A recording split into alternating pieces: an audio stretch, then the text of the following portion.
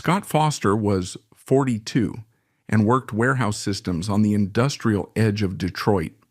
Most people believed his ex-wife left because he wasted 6 years building useless software in his garage. He drove a dented Honda War, faded work boots, and carried homemade turkey sandwiches in wax paper. What nobody knew was that Scott's side project had just been acquired for $340 million. At 8:12 on a freezing Tuesday morning, his phone rang beside the loading dock. "Mr. Foster," the voice said. Northstar signed. The coffee slipped from his hand. "Before we continue, comment your country and local time below. And if you enjoy stories about quiet people proving everyone wrong, subscribe to the channel." 6 years earlier, Scott Foster still believed silence could save a marriage. The house in Novi sat at the end of a curved suburban cul-de-sac, lined with identical maple trees and black SUVs. The mortgage was expensive. The neighbors smiled too much. Every driveway looked pressure washed before sunrise. Scott never fit there.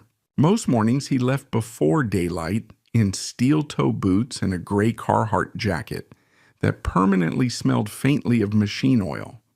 He worked 12-hour shifts managing warehouse logistics systems for mid-states freight distribution outside Detroit. The job paid enough to keep the house, barely. Vanessa hated when he wore work clothes inside.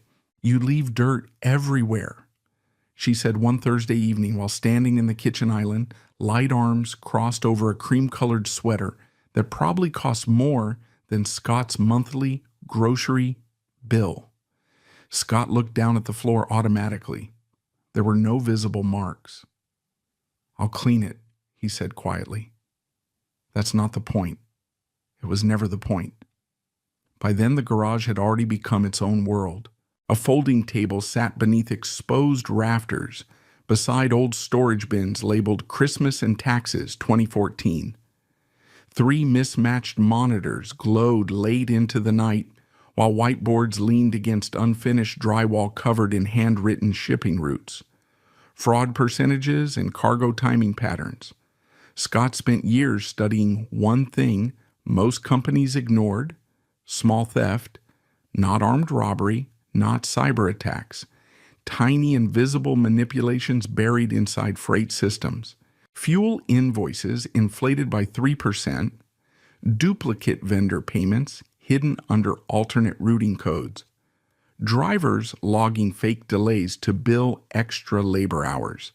Millions disappeared that way every year because nobody looked long enough to notice patterns. Scott noticed patterns. That was what RootHawk really was.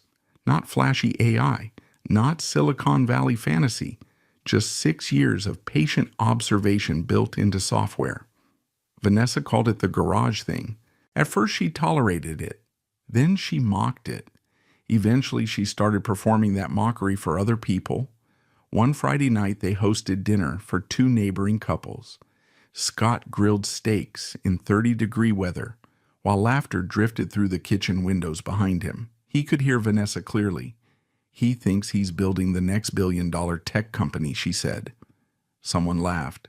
Another voice asked, "Wait, seriously?" "Oh, completely serious," Vanessa replied. "Every night. Midnight coding sessions. Like some middle-aged Zuckerberg with a Home Depot workbench." More laughter. Scott flipped the steaks without reacting. Snow gathered on the shoulders of his jacket. Inside, glasses clinked softly.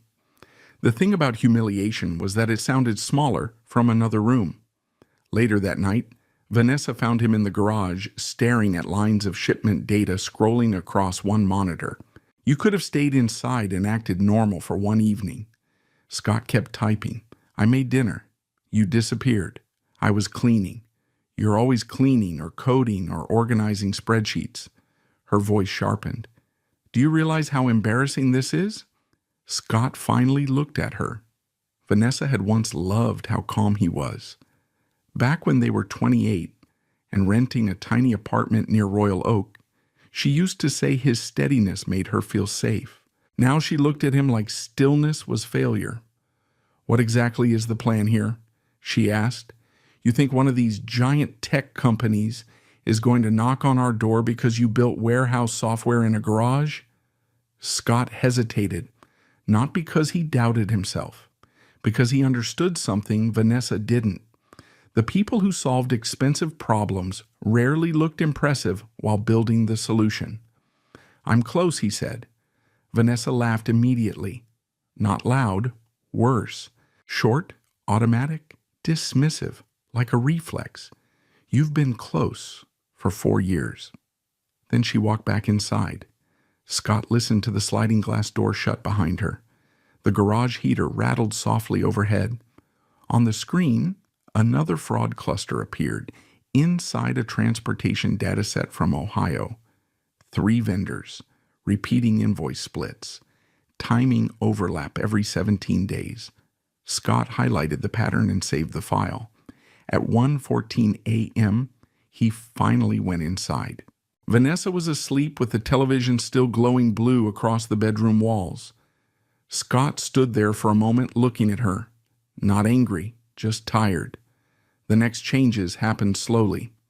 Vanessa started spending more weekends downtown Detroit and Chicago with a new social circle tied to startup investors, real estate brokers, and consultants who talked loudly about scaling things over expensive dinners. That was where Ryan Mercer appeared. Scott first heard his name while unloading groceries. Vanessa stood at the counter texting while smiling at her phone. "Ryan says Detroit logistics tech is about to explode," she said casually. Scott placed milk in the refrigerator. "Who's Ryan, a consultant out of Chicago?" "Smart guy. He actually understands business." Scott nodded once. That was all. Weeks later, Ryan appeared in person during a backyard cookout. Tall, expensive haircut, navy wool coat despite mild weather. The kind of man who touched people's shoulders while talking. Ryan shook Scott's hand firmly. "Vanessa tells me you're building software. Something like that." "What kind fraud detection?" Ryan smiled immediately. "There's serious money in that." Scott noticed the shift right away. Most people lost interest after hearing technical details. Ryan leaned closer. "What's your model using behavioral tracking invoice correlation?" Vanessa rolled her eyes dramatically from the patio chair. "Trust me, you don't want details. He'll trap you in spreadsheet prison." Ryan laughed with her, but he kept watching Scott carefully. That night after everyone left, Scott walked back into the garage around midnight. The monitors were dark. One small green notification blinked near the corner of his screen. Remote access log, updated. Scott frowned. He opened the activity history. Someone had entered one of the RootHawk prototype folders at 8:43 p.m. during the cookout. During the exact 23 minutes, Ryan had wandered into the garage holding a beer. Scott stared at the timestamp without moving. Outside wind brushed lightly against the siding of the house. Upstairs water pipes creaked softly. He clicked deeper into the logs. Several files had been opened, not copied, not yet, but studied. Scott leaned back slowly in his chair. Then he noticed something else. A printed email partially sticking out beneath a stack of shipping invoices on the desk beside him. He picked it up. The message had been deleted digitally days earlier, but Vanessa must have printed it accidentally. The sender line read, "Ryan Mercer." One sentence near the middle caught Scott's eye immediately. "If the software actually works the way you described, someone could monetize this fast." Scott read the line twice, then very carefully folded the paper in half. The garage smelled like cold dust, overheated plastic, and burnt coffee grounds. Scott Foster spent more time there than anywhere else in his life. By the 5th year of building RootHawk, the space no longer resembled a normal suburban garage in Novi. The left wall was covered with freight maps pinned beside handwritten notes and color-coded shipping timelines. 2 folding tables held aging Dell monitors stacked beside external hard drives labeled by month and year. Ethernet cables ran across exposed beams overhead like tangled vines. The concrete floor remained unfinished. Vanessa hated that. You know, normal people park cars in garages, she said one Saturday morning while standing at the doorway in workout clothes worth half a paycheck. Scott sat in front of 3 screens, eyes fixed on a scrolling data set from a freight carrier in Indiana. "Morning," he said quietly. Vanessa ignored the greeting. "My parents are visiting next weekend." Scott nodded once. "You cannot have this place looking like a serial killer lives here." He looked around automatically. Whiteboards, code diagrams, shipment routes, coffee cups. There was nothing violent about any of it, just obsession. But obsession always looked dangerous to people who didn't understand it. Vanessa folded her arms. "You've spent 6 years on this." 5.5. "That's your correction," Scott typed another line into the system. RouteHawk processed thousands of invoice relationships every minute. Tiny anomalies appeared and disappeared constantly. Most were harmless. Some weren't. He clicked one flagged pattern open. 3 warehouse managers, 2 shell vendors. Repeated invoice inflation across 14 months. Hidden theft worth nearly $1.8 million. Scott highlighted the entries silently. Vanessa watched him for another few seconds before speaking again. "You know what Ryan said?" Scott kept his eyes on the screen. "He said smart people know when to move on." That name again. Ryan Mercer. Over the previous 8 months, Ryan had slowly become unavoidable. He appeared in conversations more frequently than weather forecasts. Vanessa quoted him constantly now. His opinions on business, his opinions on investing, his opinions on successful men. Ryan always seemed to know what real success looked like. Scott apparently did not. "He works with founders every day," Vanessa continued. "Actual founders." Scott finally looked at her. The sentence hung there between them longer than either expected. Vanessa realized it immediately. Too late. She sighed sharply. "That's not what I meant." Scott nodded once and turned back toward the monitors. That calmness irritated her more than yelling would have. "You never react," she snapped. "There's nothing to react to. That's exactly the problem." She walked away before he answered. A few moments later, the sliding door slammed shut hard enough to rattle one of the whiteboards. Scott sat still in the silence afterward. Then he reopened the fraud cluster and kept working. At 1:37 a.m., he finally stopped coding. Outside, snow drifted quietly across the driveway beneath orange streetlights. The entire neighborhood looked frozen and artificial at that hour. Perfect houses. Perfect lawns buried under perfect snow. Scott rubbed his eyes and reached for his notebook. Every night he documented progress by hand, not because he enjoyed journaling, because records mattered, dates mattered, version history mattered. People lied constantly. Systems did not. He wrote carefully, pattern correlation stabilized after vendor layering adjustment. False positives reduced by 18.4%. Then he stopped. A faint sound echoed from upstairs. Footsteps. Scott closed the notebook automatically. A moment later, the garage door opened. Ryan Mercer stepped inside carrying a beer bottle. "Jesus," Ryan said with a laugh, "you really do live out here." Scott remained seated. "It's quieter." Ryan wandered deeper into the garage, slowly, eyes scanning everything. The monitors, the diagrams, the servers, the handwritten flowcharts taped beside the insulation. Ryan whistled softly. "This is serious." Scott said nothing. Ryan stopped near one of the screens displaying shipment anomaly clusters. "What exactly am I looking at? Freight inconsistencies." Ryan leaned closer, like theft sometimes. "And companies pay for this? Some do." Ryan nodded thoughtfully. Scott watched him carefully now.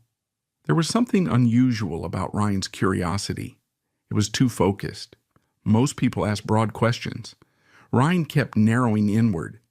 "How does it detect manipulation?" Ryan asked. "Behavioral learning." "Partially. You patent any of this? Not yet." Ryan smiled faintly. That's risky. The garage heater clicked loudly overhead.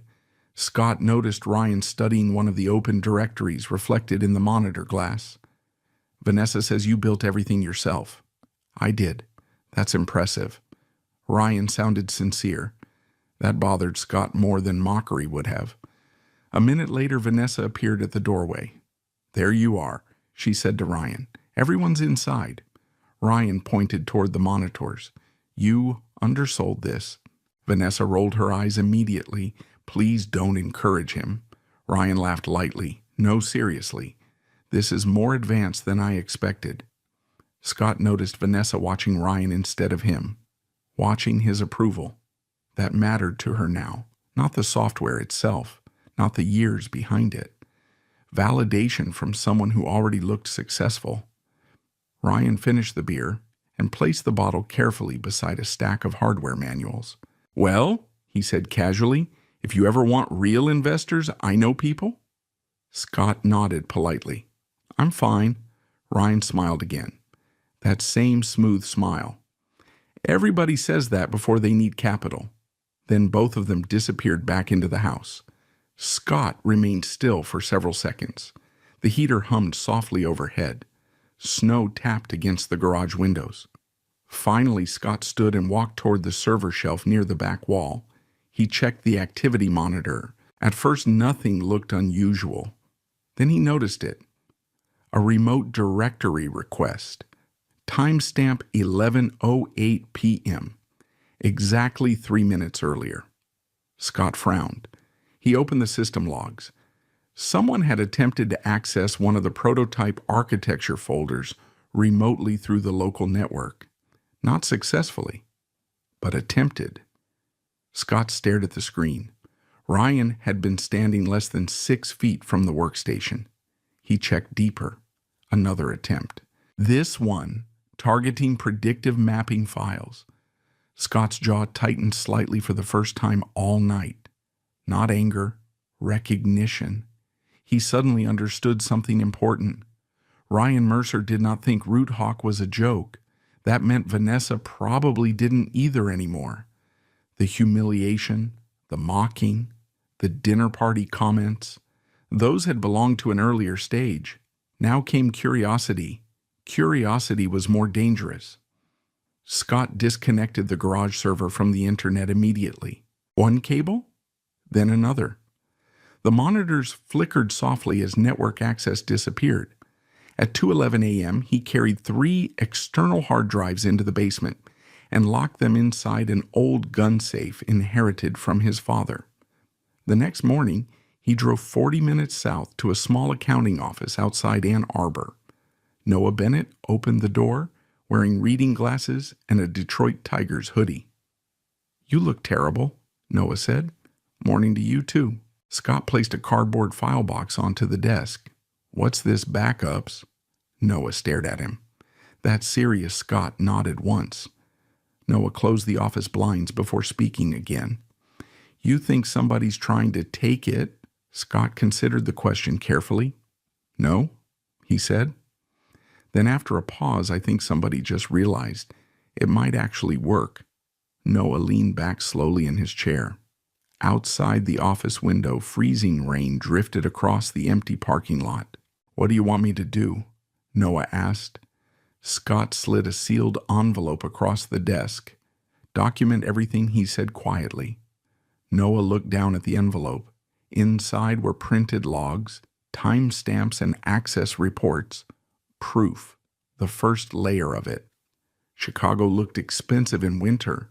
The sidewalks along West Loop glistened under freezing rain, while black SUVs crawled past glowing restaurant windows, filled with people who wore watches worth more than Scott Foster's yearly bonus. Maple and Ash sat in the middle of it all like a showroom for controlled excess. Low lighting, marble floors, waiters in fitted black jackets moving with rehearsed confidence. Scott already regretted coming. Vanessa walked 3 steps ahead of him through the entrance heels, clicking sharply against stone. She wore a fitted dark green dress, and the expression she always used around wealthy people, now slightly louder smile, Slightly straighter posture, slightly different voice. The hostess recognized Ryan Mercer immediately. "Good evening, Mr. Mercer." Ryan grinned easily. "Table for 4. Scott noticed Vanessa smiling at that. Not the greeting itself, the recognition. Status mattered to her more every month. They were seated near the back, beneath hanging amber lights that reflected across polished wine glasses and silverware. A massive open-fire grill crackled near the center of the restaurant, while conversations blended into one steady wave of money and alcohol. Ryan ordered without opening the menu. "Japanese A5 tasting," he said, "and the Reserve Cabernet." The waiter nodded immediately. Vanessa looked impressed. Scott ordered water. Ryan leaned back in his chair. "So, Scott," he said casually, "how's the software empire?" Vanessa laughed before Scott answered. "Oh, God. Don't encourage him." Ryan smirked. "No, seriously, I'm curious." Scott folded his hands calmly beside the table. "Still building." "That's dedication," Ryan said. "Most people quit after a year." Vanessa took a sip of wine. "Scott doesn't quit things." "That's kind of the problem." The sentence landed softly but intentionally. Scott looked at the condensation sliding down his water glass. Around them, silverware clinked against plates. A couple near the bar laughed too loudly. Ryan tilted his head. "What exactly does it do again, freight fraud detection?" Ryan nodded slowly. "For logistics companies, mostly." "And how are you handling predictive modeling?" Vanessa rolled her eyes dramatically. "Here we go." Scott noticed Ryan barely reacting to her interruption. His attention stayed fixed forward, focused. "You running behavioral analysis," Ryan continued, "or pattern reconciliation?" Scott answered carefully now. "Both." Ryan smiled faintly. "That's not easy." Vanessa laughed again. "You're giving him way too much credit." Scott remained quiet. The steaks arrived moments later on heated plates that hissed softly against the table.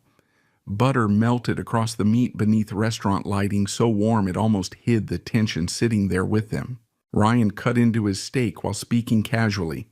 "You know what the biggest issue is with founders?" Scott looked up. "They fall in love with products nobody wants." Vanessa nodded immediately. "Exactly." Ryan pointed his knife lightly. "I'm serious. Smart people confuse effort with market value all the time." Scott took a slow sip of water. "Sometimes markets are late." Ryan grinned. "Sure." But 6 years late, Vanessa nearly choked, laughing. Scott watched her carefully. Not with anger, with recognition. There was something different about mockery once it became repetitive. At first, ridicule tried to change someone. Later, it became justification. Vanessa no longer mocked Root Hawk because she thought it would fail. She mocked it because she needed Scott to fail. Otherwise, she had misjudged him completely. Ryan leaned back comfortably. "So let me ask you something honestly," he said. "If this thing is really valuable, why hasn't anybody bought it?" Scott answered immediately. "Because I never offered it." Ryan paused, a small pause, but real. Vanessa noticed it too. "So mysterious," she said sarcastically. Ryan smiled again, though slightly tighter now. "But you'd sell eventually, right? Maybe?" "For the right number." Scott shrugged once. "If the company fit." Ryan studied him for several seconds after that, too carefully. Then the conversation shifted toward Chicago real estate venture capital and a startup acquisition Ryan claimed to be consulting on. Vanessa became animated immediately. Scott mostly listened. He noticed details instead. Ryan checked his phone every few minutes without reading messages. Vanessa laughed harder whenever Ryan spoke. The waiter addressed Ryan first, every time he approached the table. And 3 separate times during dinner, Ryan subtly redirected conversation back toward Root Hawk. Not obvious enough for Vanessa to notice. Obvious enough for Scott. "What's your infrastructure look like?" Ryan asked casually during dessert. "Basic, cloud, or local hybrid. Any enterprise clients yet?" Scott looked directly at him now. Why, Ryan smiled smoothly. Professional curiosity. Vanessa waved her hand dismissively. He thinks everybody secretly runs billion-dollar companies. Scott said nothing. Ryan lifted his wine glass. You'd be surprised what's valuable these days. The reflection hit Scott first, not the phone itself. The reflection. Ryan's screen glimmered faintly against the curved bowl of Vanessa's wine glass, a red recording symbol. Scott's eyes moved slowly downward. Ryan's phone rested face up beside his plate. Microphone active. Recording. Scott felt something settle quietly inside him then. Not panic, not rage, confirmation. Ryan wasn't laughing at Root Hawk anymore. He was collecting it. Scott leaned back in his chair slightly.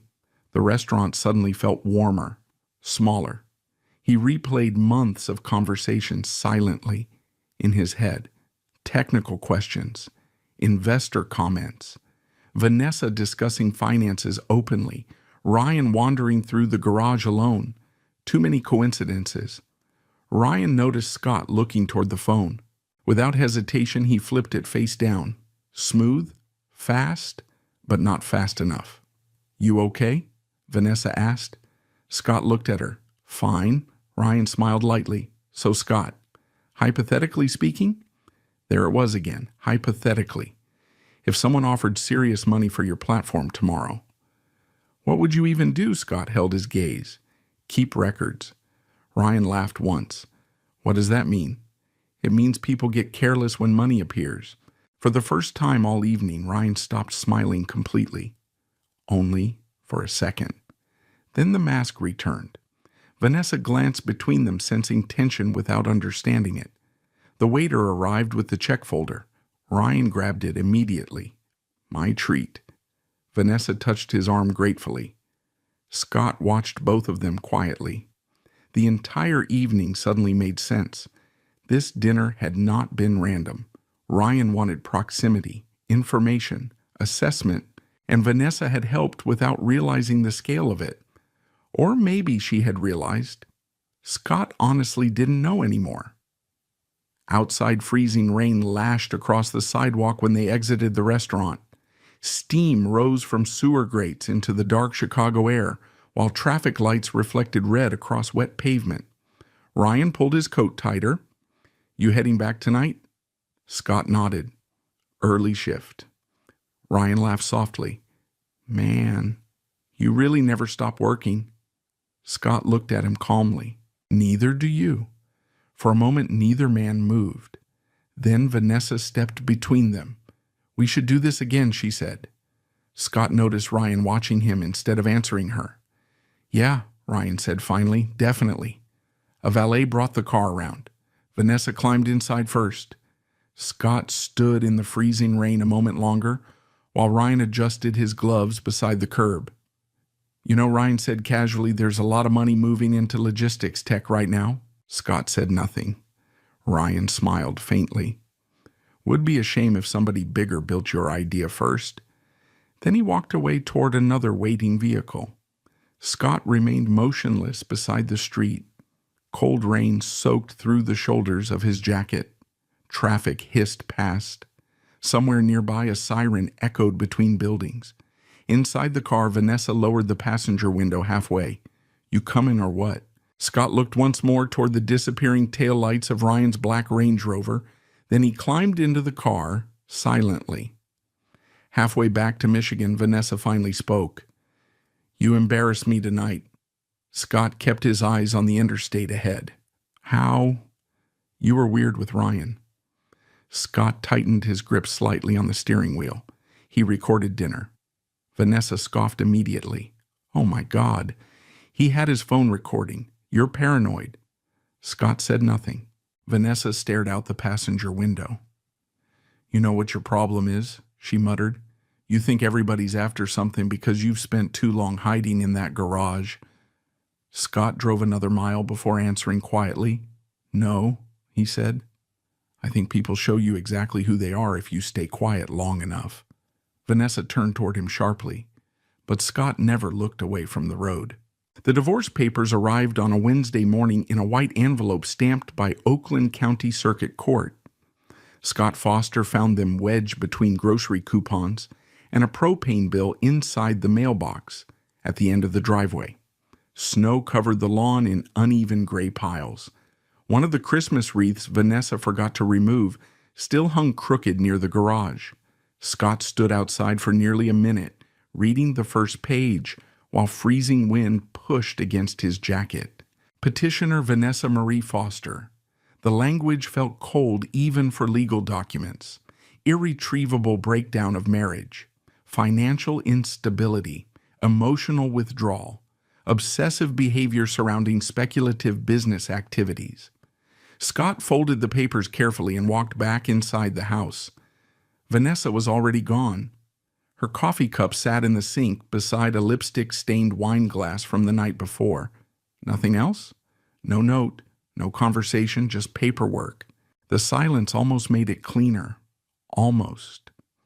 3 days later, Scott sat inside a conference room overlooking downtown Ann Arbor while attorney Rebecca Hale flipped methodically through the filing. She wore dark navy instead of black. No visible jewelry except a silver watch. Her office looked less like a law firm and more like a surgical suite. Minimal decoration, perfect organization, nothing unnecessary. Rebecca finished reading page 6 and removed her glasses slowly. How long has your wife been involved with Ryan Mercer? Scott looked toward the window. I don't know if involved is the right word. Rebecca raised an eyebrow. Mr. Foster, I bill by the hour. Let's avoid optimism. Scott almost smiled. About a year. Rebecca nodded once. And your software company? Not really a company yet. Name Root Hawk. Rebecca wrote it down. Ownership structure. Sole member LLC. Any outside investors? Any signed licensing agreements? No. She flipped another page, then stopped. Interesting. Rebecca turned the document toward him and tapped one paragraph with her pen. Did you notice this? Scott leaned forward. Vanessa's filing described Root Hawk as a speculative personal hobby project with no established market value or meaningful revenue potential. Scott sat quietly. Rebecca studied him carefully. What she always called it, a hobby. Rebecca leaned back slowly. No, she said. This is better than that. Scott frowned slightly. Rebecca tapped the paragraph again. She officially called it worthless. Outside the office window, snow drifted across Liberty Street while traffic crawled beneath frozen stoplights. Scott looked back down at the document. Meaningless words to most people. Potentially devastating words later. Rebecca continued reading.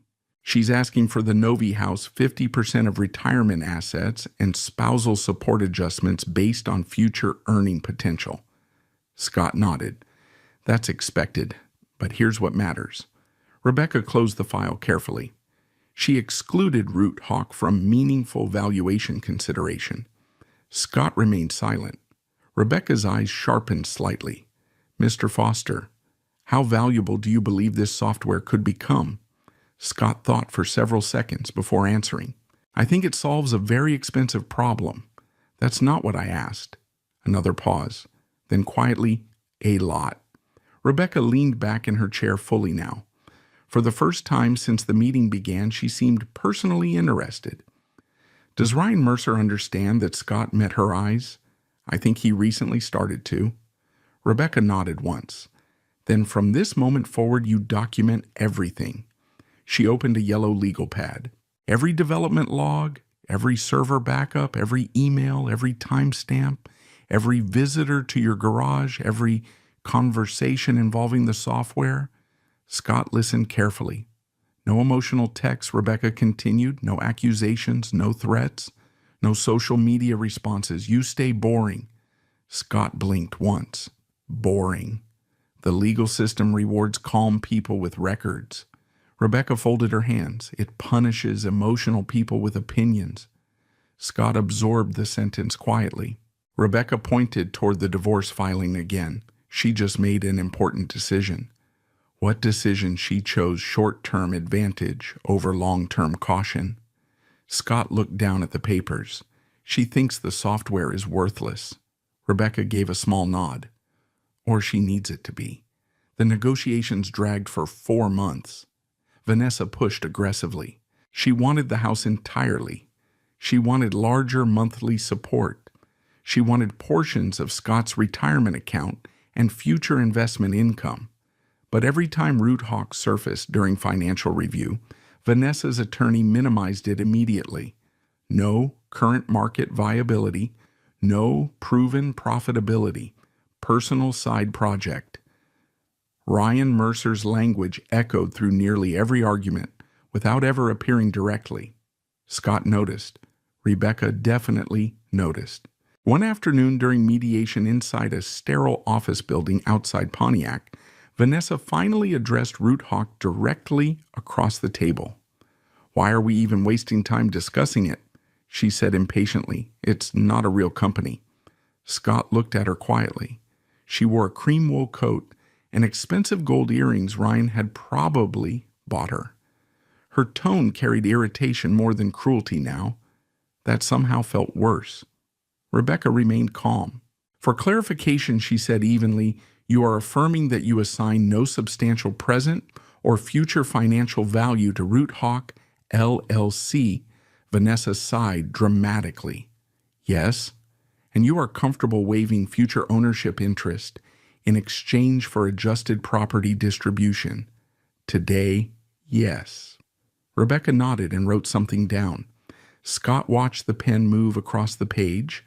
A small sound, ink against paper. Nothing dramatic. But he understood instinctively that moments like this mattered more than arguments ever did. Later that evening, Rebecca walked with Scott through the parking garage beneath the mediation office. Concrete echoed around them. "You're giving up a lot," she said. Scott stared toward his old Honda parked beneath fluorescent lights. "I know. The revised settlement heavily favored Vanessa financially. She would keep most of the house equity, larger liquid assets, additional retirement distribution. Scott accepted nearly all of it, because one line remained untouched: full sole ownership of Root Hawk and all intellectual property rights. Rebecca stopped beside his car. "You understand why I advise this." Scott nodded once. She wants certainty now, and she doesn't think Root Hawk matters. Rebecca looked directly at him. People mock things right before they try to own them. The sentence stayed with him. 2 weeks later, the divorce finalized. No courtroom drama, no screaming, no emotional collapse, just signatures, electronic filings, quiet endings. Scott moved into a small one-bedroom apartment outside Dearborn with stained carpeting and unreliable heating. The building overlooked a highway exit ramp and a closed diner with boarded windows. Vanessa kept the house. Scott kept Root Hawk. That first night alone, he sat cross-legged on the apartment floor eating Chinese takeout beside unopened boxes of computer equipment. The silence felt different now, not tense, empty. He opened his laptop around midnight. New system logs filled the screen, fraud clusters, shipping anomalies, pattern drift, work waiting patiently for him to continue. Scott coded until nearly 3 in the morning. At 3:11 a.m., he finally stopped and leaned back against the wall. Outside, snowplows scraped along the highway. His phone buzzed once beside him. Unknown number. Scott hesitated before answering. "Hello?" A familiar voice responded immediately. "Ryan Mercer." "Hey, Scott." Scott said nothing. Ryan sounded relaxed, confident. "I heard the divorce finalized." Another silence. Then Ryan continued. "Tough situation. What do you want?" Ryan laughed softly. "Straight to business." "I respect that." Scott's eyes narrowed slightly. "I'm tired." "Well, maybe this'll wake you up." Ryan paused. "I've been thinking seriously about logistics tech lately." Scott remained perfectly still. "I think there's huge potential there." The apartment heater rattled loudly behind him. Ryan's voice lowered slightly. If you ever decide you can't scale Root Hawk alone, give me a call. Scott stared at the dark window across the room. You seem very interested in my software. Ryan laughed again. Interested in opportunity. Scott spoke carefully now. Opportunity for who? A brief silence answered him. Then Ryan said casually, "Don't take too long figuring that out." The line disconnected. Scott lowered the phone slowly. Then he opened a new folder on his desktop. Inside it, he created a document titled Mercer Timeline.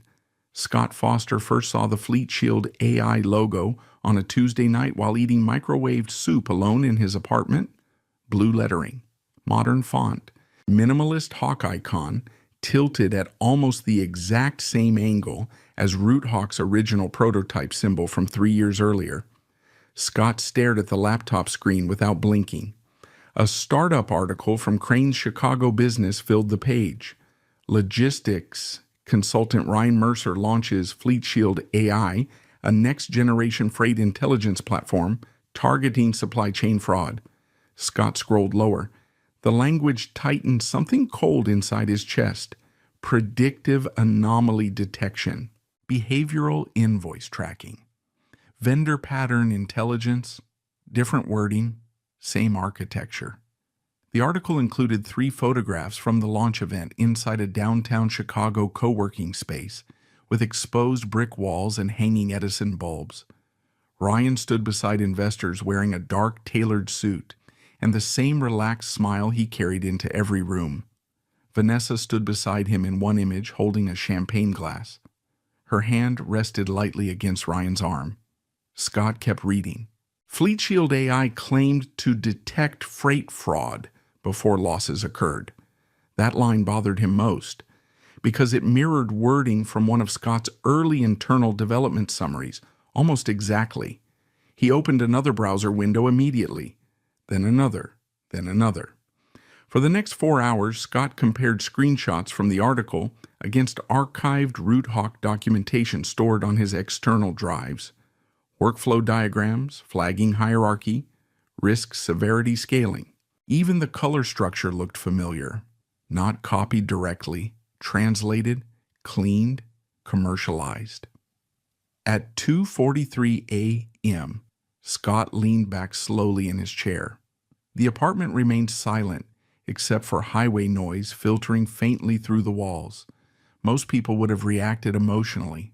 Scott started organizing folders. By sunrise, he had created 6 separate evidence directories: timeline, visual comparisons, access logs, metadata, Mercer contact history, ELA potential exposure events. He worked another full warehouse shift afterward without mentioning any of it. The following Friday, Noah Bennett visited the apartment carrying takeout containers and a banker's box filled with printed tax filings. Noah stepped inside and looked around. "You still living like a college freshman?" Scott closed his laptop. "It's temporary." Noah placed the food on the counter. "You look worse. Busy week." Noah noticed the open folders immediately. The screenshots, the highlighted comparisons, the printed Fleet Shield marketing pages. His expression changed. "Oh." Scott nodded once. Noah sat down slowly across from him. That bad Scott slid a comparison sheet forward. On the left sat an archived Root Hawk process hierarchy dated almost 2 years earlier. On the right sat Fleet Shield's investor presentation. The structures matched almost perfectly. Noah stared quietly. Jesus. Scott rubbed his eyes. They changed terminology, reorganized some interface design, but the underlying logic is mine. Noah looked back toward the article photo.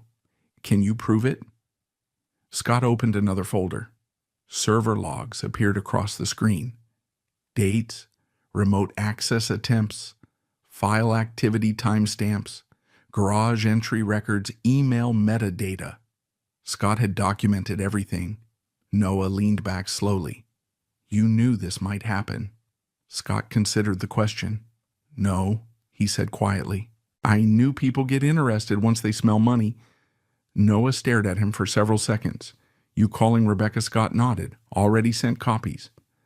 3 days later, Scott drove to Chicago, not to confront Ryan, to observe him.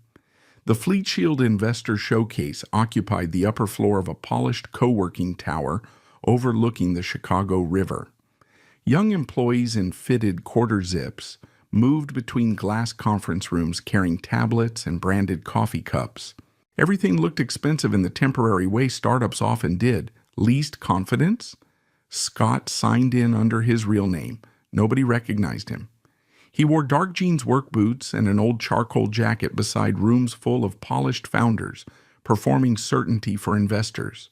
Perfect camouflage. A presentation began at noon. Scott sat quietly in the back row beneath dimmed lights, while Ryan stepped onto stage beside a massive digital Fleet Shield logo. Ryan looked comfortable there. That irritated Scott more than arrogance would have, because Ryan genuinely believed he belonged. Supply chain fraud costs American logistics companies over $50 billion annually, Ryan said confidently. Slides illuminated behind him, graphs, risk models, detection structures. Scott watched carefully. Every few minutes, another familiar framework appeared beneath different branding. A rerouted version of Root Hawk's core thinking. Not enough for a simple lawsuit, enough for something else. A pattern. Ryan clicked to another slide. Our predictive escalation architecture prioritizes layered anomaly behavior. Scott's eyes narrowed slightly. Layered anomaly behavior. Exact phrase. Directly lifted from a development notebook Scott wrote 18 months earlier. Not public, never published. Noah, Rebecca, and Scott were the only people who had seen it, unless someone else had. Scott quietly took photographs of every slide. Time-stamped. Documented. No emotional reaction crossed his face. Around him, investors nodded approvingly. Questions followed afterward. Scalability, government applications, defense logistics potential. Ryan answered smoothly. Scott listened carefully to what Ryan avoided answering. No technical depth, no engineering specifics, broad concepts only, because Ryan understood monetization, not construction. After the presentation ended, people gathered around expensive coffee stations while conversations echoed across polished concrete floors. Scott remained near the back wall unnoticed. Then Vanessa saw him. Her expression froze instantly. Scott nearby conversation softened slightly. Ryan turned. For one brief second, surprise cracked through his polished composure. Then it disappeared. Didn't expect to see you here, Ryan said smoothly. Scott looked around the room. Nice presentation. Vanessa folded her arms immediately. You can't just show up like this. Scott ignored her. He looked directly at Ryan. You've been busy. Ryan smiled. That's how startups work. Scott nodded once. A nearby investor glanced curiously between them. Ryan noticed it too. His tone sharpened slightly beneath the charm. You here to accuse me of something? Scott remained calm. No, Vanessa scoffed. Then what's the point? Scott finally looked at her. I wanted to see how much of it you understood. The sentence landed harder than volume would have. Ryan's smile thinned almost invisibly. Vanessa flushed immediately. You're unbelievable. Scott reached into his jacket pocket slowly. For a moment, Ryan stiffened. But Scott only removed a business card. Rebecca Hale's office information. He placed it gently on the cocktail table between them. If Fleet Shield continues using Root Hawk architecture, Scott said quietly, future communication goes through her. Vanessa laughed sharply. Oh my God. Ryan didn't laugh. Neither did Scott. The room suddenly felt smaller around them.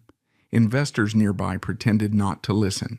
Ryan folded his hands calmly. That's a serious accusation. Scott nodded. It is? Ryan leaned slightly closer. You think because you built software in a garage that nobody else could arrive at similar ideas? Scott answered immediately. No. A pause. I think you accessed my systems. Vanessa stepped forward instantly. This is insane. Scott still never raised his voice. Time stamped during the Novi cookout. Prototype folder access, network requests, shared terminology appearing later in your architecture. Ryan stared at him carefully now. No smile left. Can you prove that? Scott met his eyes. Eventually. Silence settled between them. Ryan recovered first. That sounds expensive. Scott nodded once again. It probably will be. Then he turned and walked away. Not dramatic, no threats, no shouting, just departure. That unsettled Ryan far more. Outside, freezing wind swept through downtown Chicago, while traffic reflected silver against wet streets. Scott crossed the sidewalk toward the parking garage without looking back. His phone buzzed halfway there. Rebecca Hale. Scott answered immediately. Well, she asked. He used my terminology. Expected.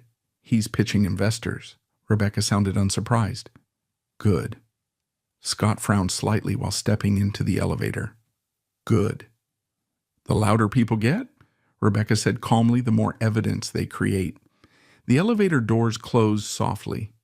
Scott looked down at the photograph still glowing across his phone screen. Fleet Shield AI. Clean branding. Polished lies. Public exposure. Every slide. Every phrase. Every timestamp. Evidence. When Scott reached his car, snow had begun falling lightly across the windshield. He sat behind the steering wheel for several moments before starting the engine. Then he opened a padded manila envelope resting on the passenger seat. Inside sat printed logs, screenshots, access reports, and archived development records, carefully organized, carefully dated. Scott sealed the envelope again. Tomorrow morning, Rebecca Hale would receive the original copies by certified mail. Nobody at Great Lakes Freight Systems expected much from Scott Foster. That became obvious within the first 3 minutes of the meeting. The company headquarters sat outside Toledo in a low brick building squeezed between a truck maintenance yard and a diesel fueling station. Snowmelt dripped from rusted gutters while freight trailers rattled across potholes in the parking lot. Inside the conference room, 3 executives waited around a scratched laminate table drinking burnt coffee from foam cups.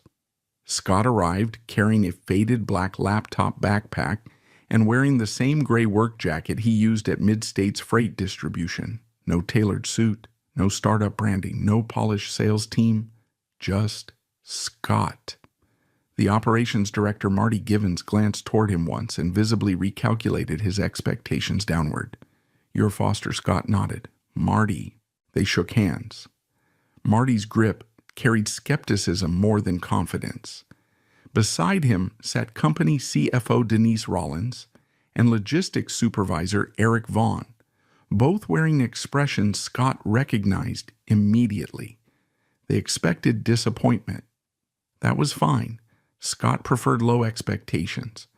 Marty opened the meeting bluntly. Look, I'll be honest. We already sat through presentations from 3 AI companies this quarter.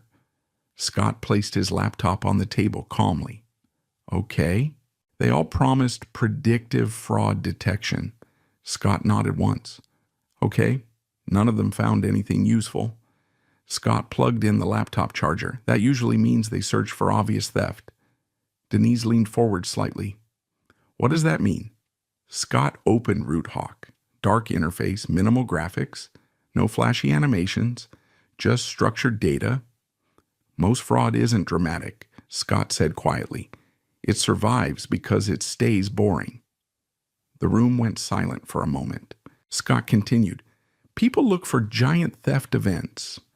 Real losses usually come from tiny manipulations repeated thousands of times.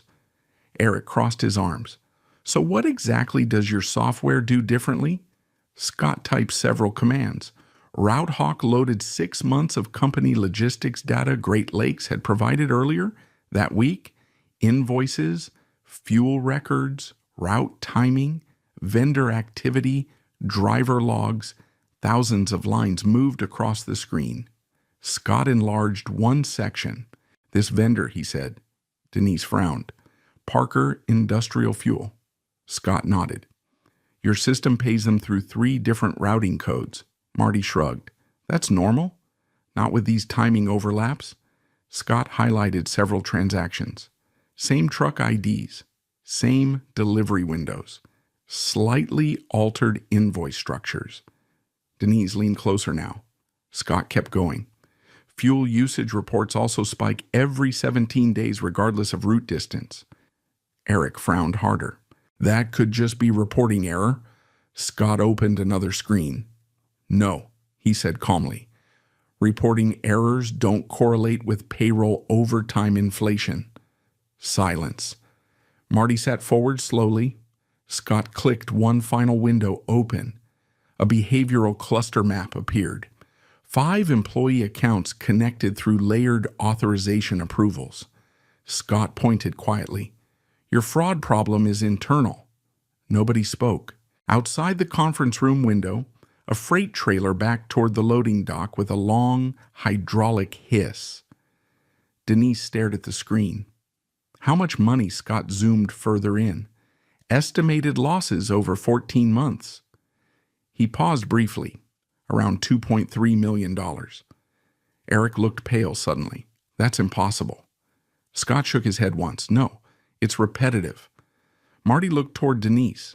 Denise looked toward Eric. Nobody seemed certain where to focus first. That was when Scott knew RootHawk finally worked in the real world. Not theory, not prototypes. Reality. 2 weeks later, Great Lakes suspended 4 employees quietly. One resigned immediately. Another attempted deleting accounting records before security stopped him. By the end of the month, internal investigators confirmed nearly everything RootHawk flagged. The losses exceeded Scott's estimate by another $600,000. After that, people returned his calls much faster. The pilot contract expanded immediately.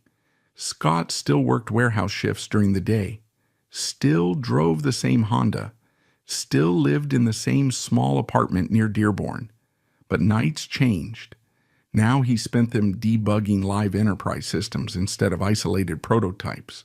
At 11:40 p.m., most evenings RootHawk processed thousands of active freight records, while Scott sat cross-legged at his kitchen table, eating vending machine dinners beside glowing monitors. His exhaustion became physical. Dark circles beneath his eyes, coffee shaking slightly in his hand. 3 hours of sleep some nights.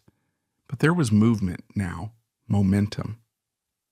One Friday evening, Noah Bennett visited again, carrying 2 paper bags from a barbecue place down the street. Scott barely noticed him enter. You alive? Scott kept typing. Probably. Noah set food beside the keyboard. You missed lunch again. Scott glanced toward the clock. It was almost 9 at night. Guess so. Noah looked around the apartment. Hard drives stacked beside the couch. Shipping reports covering the table. Takeout containers in the sink. You know normal millionaires eventually hire staff. Scott finally looked up. I'm not a millionaire. Noah laughed once. No, but for the first time that sounds temporary. Scott leaned back slowly. His phone buzzed against the table. Unknown number from Washington, D.C. He answered carefully. Scott Foster, a woman's voice responded. This is Angela Ruiz with Federal Freight Oversight. Scott straightened slightly. We reviewed Great Lakes' internal audit findings. Scott remained quiet. Angela continued. They mentioned RootHawk specifically. Noah stopped eating immediately. We're interested in a confidential demonstration. Scott looked toward the dark apartment window. What kind of demonstration? A logistics security review. Scott understood the careful wording. Government agencies rarely said exactly what they meant on first calls. When next month? Washington. After the call ended, Noah stared at him. Well, Scott rubbed his eyes slowly. Federal review. Noah let out a low whistle. That's real. Scott nodded once. Neither man celebrated. Not yet. Because success at that level attracted attention, and attention changed people. 3 nights later, Scott learned exactly how fast news traveled. He stopped at a hotel bar near downtown Detroit after leaving the warehouse late, mostly empty place, hockey game playing silently above rows of liquor bottles.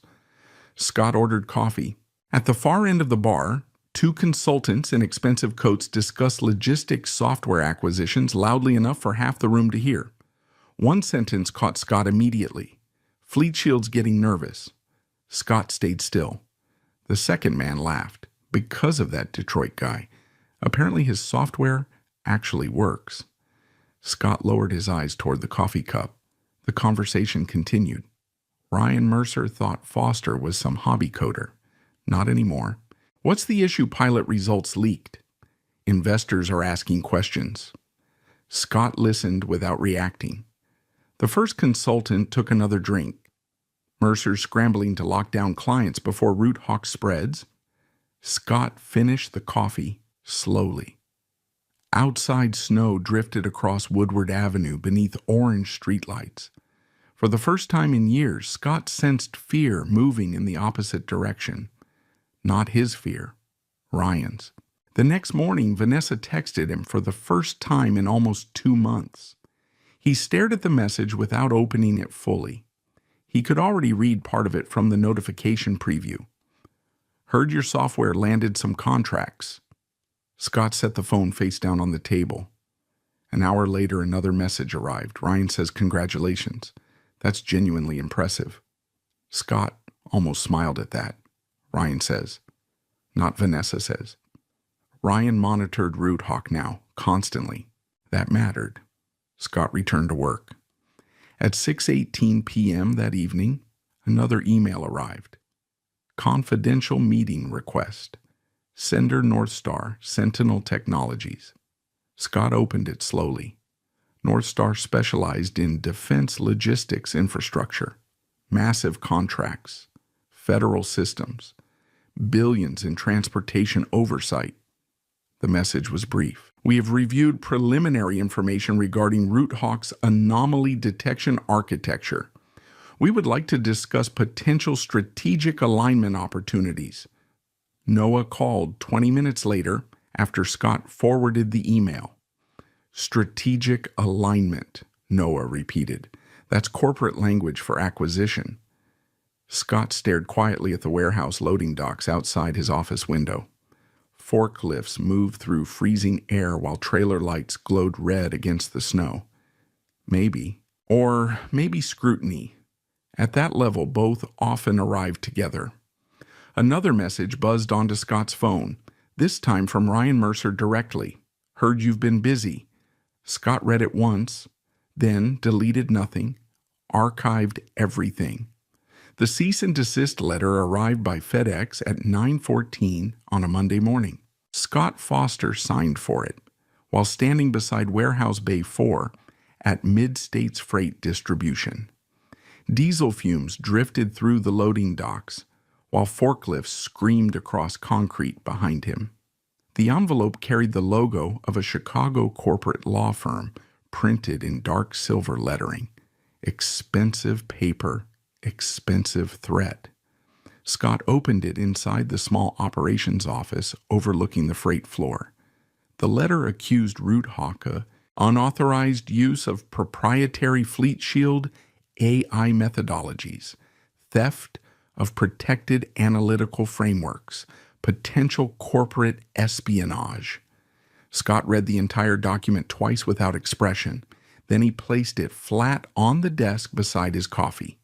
A younger dispatcher named Tyler glanced over nervously. "You okay?" Scott nodded once. "Fine." Tyler looked unconvinced. That looked serious. Scott folded the letter carefully. People usually get louder when they're nervous. At noon, he scanned every page directly to Rebecca Hale. By 12:23 p.m., she called. They filed first, Rebecca said calmly. Scott leaned back in the office chair. That bad number paper shuffled softly on her end. Predictable. They're accusing me of stealing their system. Rebecca almost sounded amused. They're trying to establish narrative positioning before due diligence begins. Scott stared through the office window at rows of freight trailers backing into docks. So what happens now?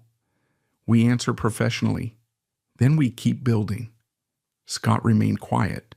Rebecca's voice sharpened slightly. Scott listened carefully. Emotional people think lawsuits are about truth. They're actually about documentation.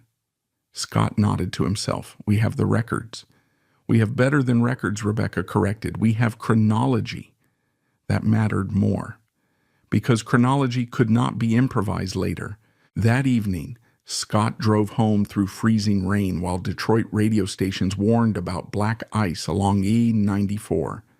His apartment parking lot sat nearly empty except for an old pickup truck, missing its rear bumper. Inside, his phone buzzed again before he removed his jacket. Vanessa. 3 unread messages. Scott opened the first. You seriously have lawyers involved now. Second message, Ryan says you're making a huge mistake. Third, after everything I did for you, this is unbelievable. Scott stared at the screen quietly. After everything I did for you. Interesting sentence. Not after everything we built. Not after everything you sacrificed. Did for you? Scott typed nothing back. Instead, he screenshotted the messages and archived them into the Mercer timeline folder. At 11:40 p.m., another message appeared. This one directly from Ryan. You're turning business competition into paranoia. Scott read the line once. Then another message followed immediately. You really think a federal contractor would touch your software if this becomes public? That one mattered. Scott leaned forward slowly, because Ryan should not have known about the federal logistics demo. Very few people did. Scott opened another folder. New contacts. He added the message. Time-stamped, documented. Then he called Rebecca. Interesting, she asked immediately after hearing the details. He knows about Washington. Silence briefly filled the line. That narrows information exposure significantly, Rebecca said calmly. Scott stared toward the apartment window. Snow moved sideways, beneath the parking lot lights outside. You think someone leaked it? I think Ryan Mercer is panicking. Scott rubbed his forehead. What do we do? Rebecca answered immediately. Nothing emotional. That phrase again, nothing emotional. She continued. People like Mercer expect reaction. Reaction creates mistakes. Calm creates evidence. The next week became brutal. Scott barely slept. Warehouse shifts during the day, Root Hawk updates through the night, legal calls squeezed between both. North Star Sentinel Technologies requested additional architecture reviews and proprietary documentation under strict confidentiality agreements. That alone told Scott how serious things were becoming. Major corporations did not spend weeks investigating software they considered insignificant. Still, Scott avoided telling anyone at Mid-States. He kept loading freight schedules, fixing inventory routing errors, and eating vending machine dinners in the operations office after midnight. Ordinary routine became camouflage. On Thursday evening, Noah Bennett visited again carrying printed financial statements. The apartment looked worse now. Whiteboards leaned against walls. Hard drives covered half the kitchen counter. Scott hadn't shaved properly in days. Noah looked around slowly. You planning to become a human being again any time soon? Scott kept typing. Unclear. Noah sat across from him. Rebecca called. Scott finally looked up. And she thinks North Star's serious. Scott remained still. North Star represented an entirely different world from Great Lakes Freight Systems, defense logistics, federal infrastructure, multi-billion-dollar acquisition capacity, the kind of companies ordinary people never interacted with directly. Noah lowered his voice slightly. How serious? Scott opened an email chain. North Star had requested source code audits, infrastructure review, intellectual property verification, ownership chronology, developer access history. Noah stared at the screen. That's acquisition-level due diligence. Scott leaned back slowly. Maybe. Noah laughed once. You really still talk like this is hypothetical? Scott didn't answer. because part of him still expected everything to collapse. 6 years of ridicule trained caution into him permanently. The next morning, another problem arrived. A black SUV waited outside Mid-States when Scott finished his shift. Ryan Mercer leaned against the passenger door, wearing a charcoal overcoat and leather gloves. Warehouse workers noticed immediately. Ryan did not belong there. Too polished. Too expensive. Scott stopped beside the curb. Ryan smiled lightly. "You don't answer texts." Scott kept his hands in his jacket pockets. "What do you want?" Ryan glanced toward the warehouse building. "Privacy." "You picked the wrong location." Ryan ignored the comment. "Look, this is getting out of hand." Scott said nothing. Ryan stepped closer. Lawyers, accusations, documentation. He shook his head slightly. "You're making yourself look unstable." Scott watched him carefully. Ryan always relied on tone instead of specifics. Control the emotional framing first? Classic tactic. "You accessed my systems," Scott said calmly. Ryan smiled faintly. "You can't prove that." "Not yet." Ryan's jaw tightened almost invisibly. Snow drifted lightly across the parking lot while diesel engines rumbled nearby. Ryan lowered his voice. "You know what your problem is." Scott waited. "You spent too long thinking intelligence matters more than leverage." Scott looked toward the freight yard behind them. Forklifts moved between trailers beneath gray Michigan skies. Then he answered quietly. "No, I think leverage expires once records exist." Ryan studied him for several seconds. No smile now, only calculation. Finally, Ryan exhaled sharply. "You really believe North Star's gonna buy your little software company?" Scott met his eyes evenly. "I think they're interested." Ryan laughed once, short, tight. Interested companies don't mean acquisition. Scott nodded slightly. "That's true." Ryan relaxed a little. Then Scott continued. "But terrified competitors usually mean value." The sentence landed cleanly. Ryan's expression hardened instantly. For a moment, Scott saw something real underneath the polished confidence. Fear. Not fear of Scott personally. Fear of losing position, losing narrative, losing investors. Ryan stepped closer one final time. "If you push this publicly, things get ugly." Scott answered immediately. "You already made them ugly." Then he walked past him toward the parking lot exit. Ryan did not follow. That evening, Scott boarded a flight to Washington, D.C. North Star had requested an in-person review at their headquarters in Arlington, Virginia. Scott wore the only suit he owned, dark gray, slightly outdated, still carrying warehouse dust along one sleeve despite repeated brushing. He sat alone near the back of the plane reviewing Root Hawk documentation, while turbulence rattled overhead. Most passengers slept. Scott couldn't. At 1:12 a.m., the aircraft descended toward Reagan National Airport, beneath sheets of freezing rain. The next morning, a black sedan picked him up outside the hotel. No logos, no unnecessary conversation. The driver crossed the Potomac while Washington's gray skyline emerged through fog and winter drizzle. Then Scott saw it. North Star Sentinel Technologies headquarters. Glass, steel, security barriers, the kind of building designed to look permanent. Scott stepped from the car, carrying the same old laptop backpack he'd used for years. A security badge was waiting for him at reception. Temporary visitor authorization, Foster Scott. As he clipped it onto his jacket, his phone buzzed once. Another message from Ryan Mercer. "Last chance to handle this privately." Scott looked at the message. Then at the towering North Star building reflected across the polished lobby floor. Finally, he locked the phone screen and slid it back into his pocket. A woman in a navy suit approached him. "Mr. Foster?" she asked. Scott nodded. "I'm Claire Donovan, North Star Acquisitions Division." She extended her hand. "Let's talk about Root Hawk." North Star Sentinel Technologies did not resemble the startup world Ryan Mercer performed inside.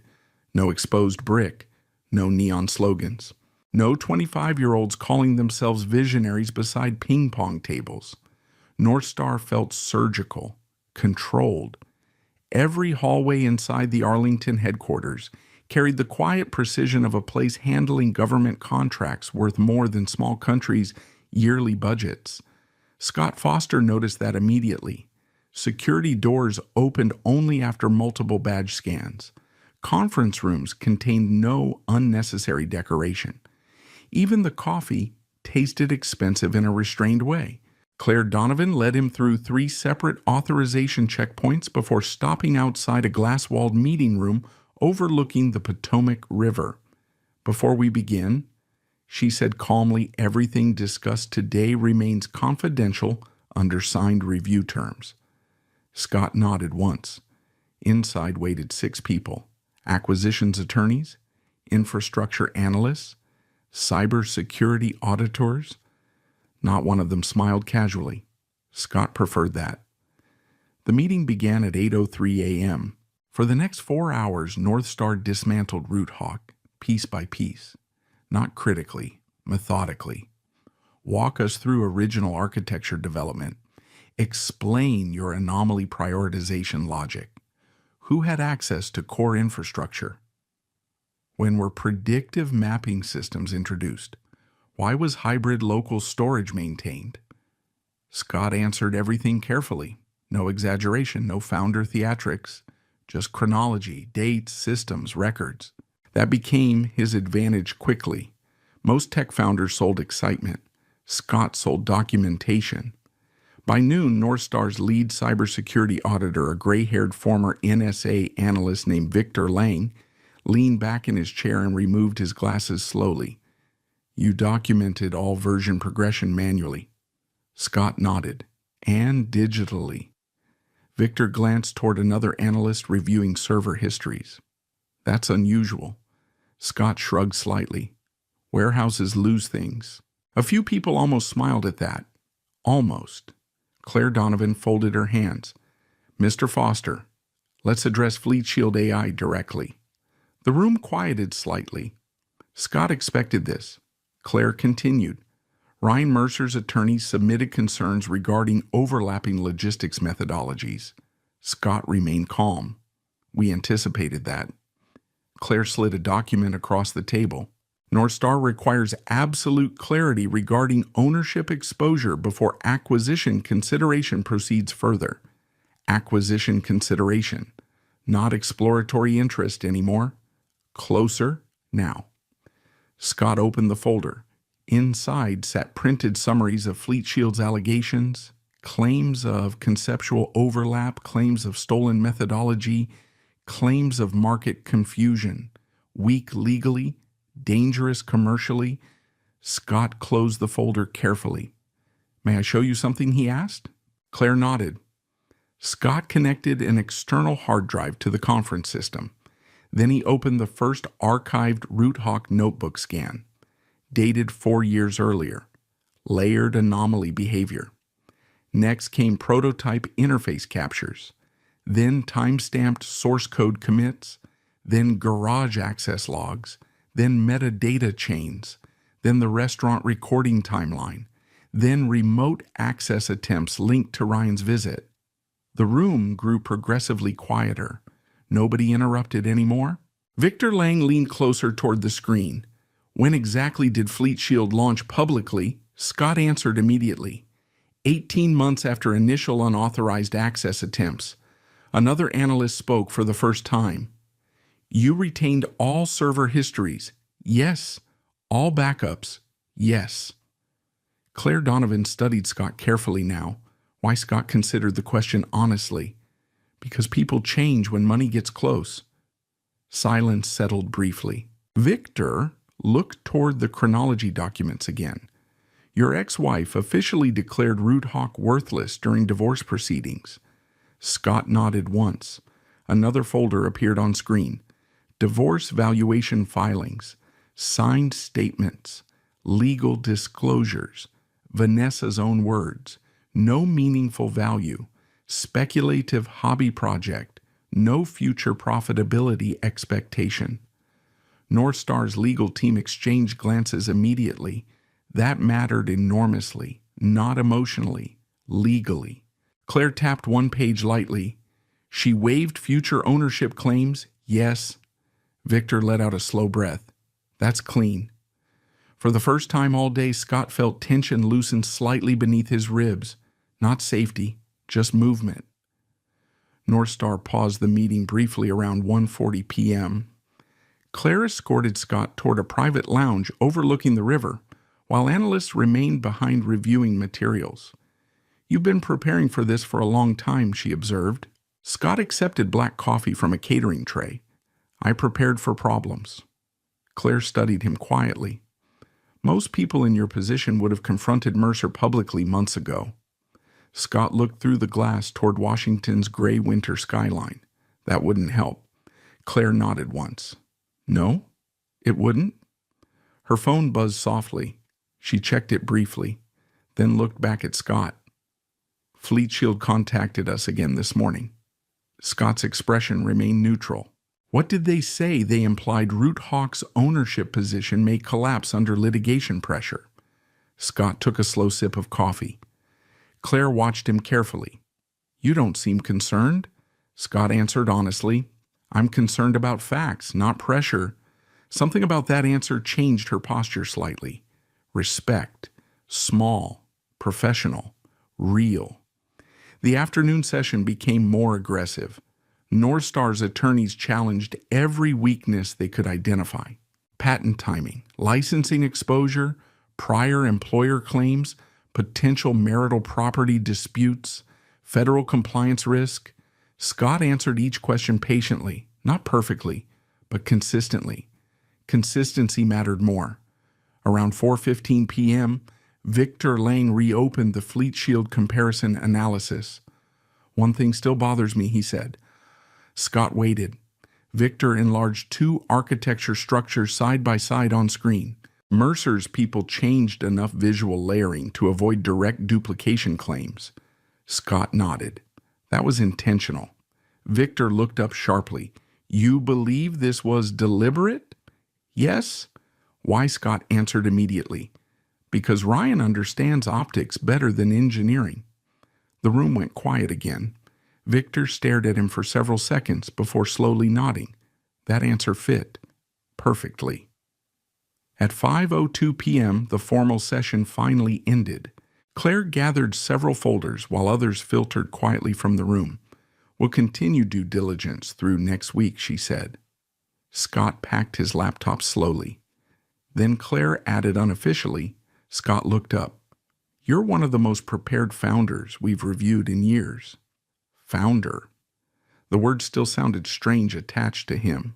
Scott carried freight schedules for a living, fixed warehouse routing failures, ate gas station sandwiches beside forklifts.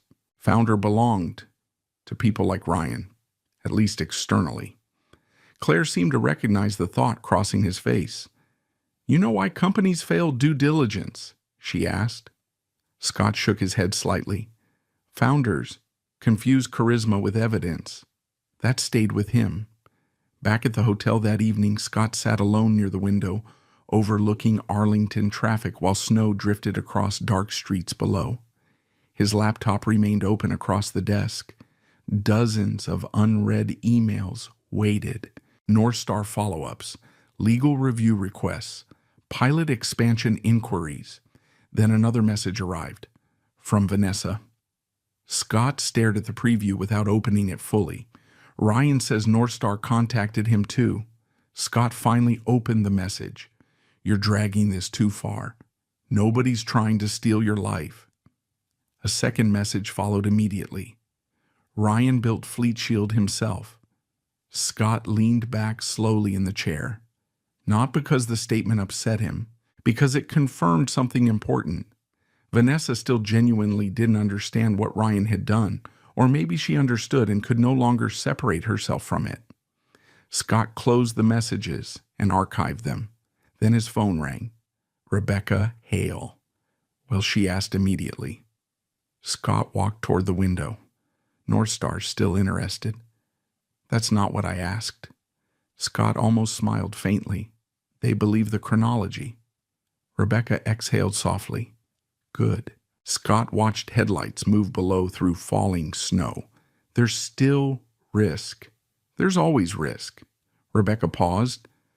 But risk changes once professionals start reviewing facts instead of stories. Scott nodded to himself. Then he told her about one final question North Star asked near the end of the meeting. Claire Donovan's exact words still echoed clearly. Is there anything else we should know before this proceeds further? Rebecca became silent for several seconds after hearing that. Finally, she spoke carefully. That's not a casual question. Scott looked back toward the laptop screen, filled with evidence folders. I know. Rebecca lowered her voice slightly. If there's anything hidden, now is the time. Scott answered immediately. There isn't. But after the call ended, he remained standing by the hotel window much longer than necessary, because one thought refused to leave him. Ryan Mercer sounded desperate now. Desperate people rarely stopped at legal threats. The deposition room sat on the 23rd floor of a downtown Chicago law office overlooking Lake Michigan.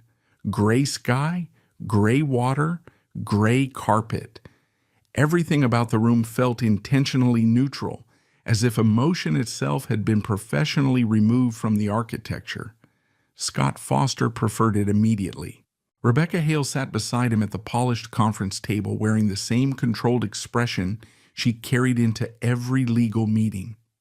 3 binders rested neatly aligned in front of her, beside a legal pad filled with small, precise handwriting. Across the table sat Ryan Mercer and Fleet Shield's attorneys. Vanessa arrived 15 minutes late. Scott noticed the tension before anyone spoke. Ryan's confidence had changed shape over the previous month. The polished charm remained visible, but strain now lived beneath it. His jaw tightened more often. His smile disappeared faster. Pressure was accumulating. North Star's ongoing review had spread quietly through logistics investment circles. People understood what it meant when a defense contractor conducted deep acquisition due diligence, money, serious money. And now every timeline mattered. A court reporter adjusted her equipment near the wall while attorneys shuffled papers beneath fluorescent lighting. Rebecca never looked rushed. That alone unsettled people. Ryan's lead attorney, Martin Keene, opened first. Mr. Foster has accused our client of intellectual property overlap without direct proof of source code theft. Rebecca folded her hands calmly. Incorrect, she said. Martin paused. Rebecca slid one binder across the table. We alleged unauthorized access, developmental overlap, chronology, terminology, replication, and commercial misrepresentation based on documented timelines. Martin frowned slightly. Semantics. Rebecca looked directly at him. No, precision. Scott remained silent. That was the strategy. Rebecca handled legal pressure better than anger ever could. Ryan leaned back in his chair. So, what exactly do you think happened? He asked Scott directly. You think I broke into your system and stole software? Scott met his eyes evenly. I think you underestimated how carefully I kept records. Silence settled briefly. Vanessa crossed her arms. This is insane. Rebecca finally turned toward her. Mrs. Foster, during divorce proceedings, did you describe Root Hawk as a worthless, speculative hobby project? Vanessa blinked. What does that have to do with anything? Please answer. Vanessa shifted slightly in her seat. Yes? Rebecca opened another binder. You also signed documents waiving future ownership claims tied to Root Hawk LLC in exchange for increased immediate asset distribution. Vanessa's expression tightened. Yes, because at the time, thank you. Rebecca interrupted softly, not rude, controlled. Vanessa looked frustrated immediately. Scott watched quietly. That was another thing Rebecca understood better than most people. You did not need volume to dominate a room, only sequence. Rebecca turned toward Ryan next. Mr. Mercer, how many times did you visit the Foster residence before Fleet Shield AI launched publicly? Ryan shrugged lightly. I don't know. A few. Rebecca slid forward printed visitor timelines, 7 documented visits. Ryan glanced down briefly. Okay. During those visits, did you enter Mr. Foster's garage workspace? Probably. Probably, Ryan exhaled. Yes. Rebecca nodded once. Then she clicked a remote. A projection screen illuminated behind her. Server access logs appeared. Time-stamped. Detailed. Clean. Scott watched Ryan's posture change almost invisibly. Rebecca continued calmly. These access attempts occurred during your documented presence at the residence. Ryan shook his head immediately. That proves nothing. Rebecca clicked again. Another screen appeared. Development terminology comparisons. Layered anomaly behavior. Predictive escalation mapping. Behavioral invoice clustering. Exact phrase progression across RootHawk documentation months before Fleet Shield launch. Ryan's attorney leaned forward sharply. Terminology overlap is not theft. No, Rebecca agreed calmly. But chronology combined with access history, recorded inquiries, investor positioning, and developmental replication becomes highly relevant during acquisition review. Acquisition review? She used the phrase intentionally. Ryan noticed. Scott noticed too. Martin Keene adjusted his tie. Is this about Northstar Sentinel Technologies? Rebecca didn't answer immediately. Instead, she turned another page. Mr. Mercer, did you or did you not record conversations regarding RootHawk architecture during dinner meetings in Chicago? Ryan's expression hardened instantly. No. Rebecca clicked again. A photograph appeared on screen. Ryan's phone reflected clearly in a wine glass beside a visible recording icon. Vanessa looked stunned. Ryan remained still. Martin immediately objected. Circumstantial. Rebecca nodded slightly. Then perhaps metadata timing from the recovered audio backup will interest you more. That changed the room. Ryan turned toward his attorney sharply. Tiny movement, fast but visible. Scott noticed Rebecca noticing it too. The court reporter continued typing steadily while silence thickened across the conference table. Rebecca spoke again. Mr. Mercer, did you ever represent Fleet Shield AI architecture as independently developed without exposure to RootHawk systems? Yes. Rebecca opened the final binder. Interesting? She slid printed source chronology across the table. Garage access logs, remote request attempts, metadata records, investor presentation screenshots. Everything aligned, everything dated, everything documented. Ryan stopped pretending to relax now. Scott could see it clearly. The shoulders slightly tighter, the breathing shallower. Rebecca leaned back calmly. The issue here is not whether logistics fraud detection concepts can exist independently. She folded her hands. The issue is whether Mr. Mercer commercially leveraged privileged exposure while publicly misrepresenting developmental originality. Martin Keene rubbed his forehead slowly. Vanessa looked between them in visible confusion now. This is ridiculous, she said suddenly. Ryan built Fleet Shield himself. Rebecca turned toward her carefully. Mrs. Foster, how technically involved were you in RootHawk development? Vanessa frowned. I wasn't. And how technically involved were you in Fleet Shield development? Another pause. I wasn't. Rebecca nodded once. Then your conclusions regarding originality are emotional, not evidentiary. That hit harder than shouting would have. Vanessa flushed immediately. Scott remained completely silent beside Rebecca. That silence became its own pressure now, because the more emotional everyone else became, the calmer Scott appeared. And calm people with records frightened professionals. Martin Keene requested a short recess 40 minutes later. The moment the attorney stepped outside, Vanessa turned sharply toward Scott. You're trying to ruin us. Scott looked at her for several seconds before answering. No, that's exactly what this is. Scott glanced toward the binders stacked across the table. You called RootHawk worthless. Vanessa's expression tightened instantly. That was during the divorce. You signed it. You know what I meant. Scott answered quietly. No, I know exactly what you signed. Vanessa stared at him, probably expecting anger, or revenge, or triumph. Scott offered none of it. That unsettled her more. When the attorneys returned, Martin Keene looked different, less aggressive, more cautious. Rebecca noticed immediately. So did Scott. The second half of the deposition focused heavily on investor communications. Rebecca introduced archived emails showing Ryan privately discussing Root Hawk's market potential months before Fleet Shield publicly launched. Then came the most damaging section, a confidential Fleet Shield investor memo obtained during discovery. Scott watched Ryan's face carefully as Rebecca handed copies across the table. Page 4 contained one sentence, highlighted in yellow.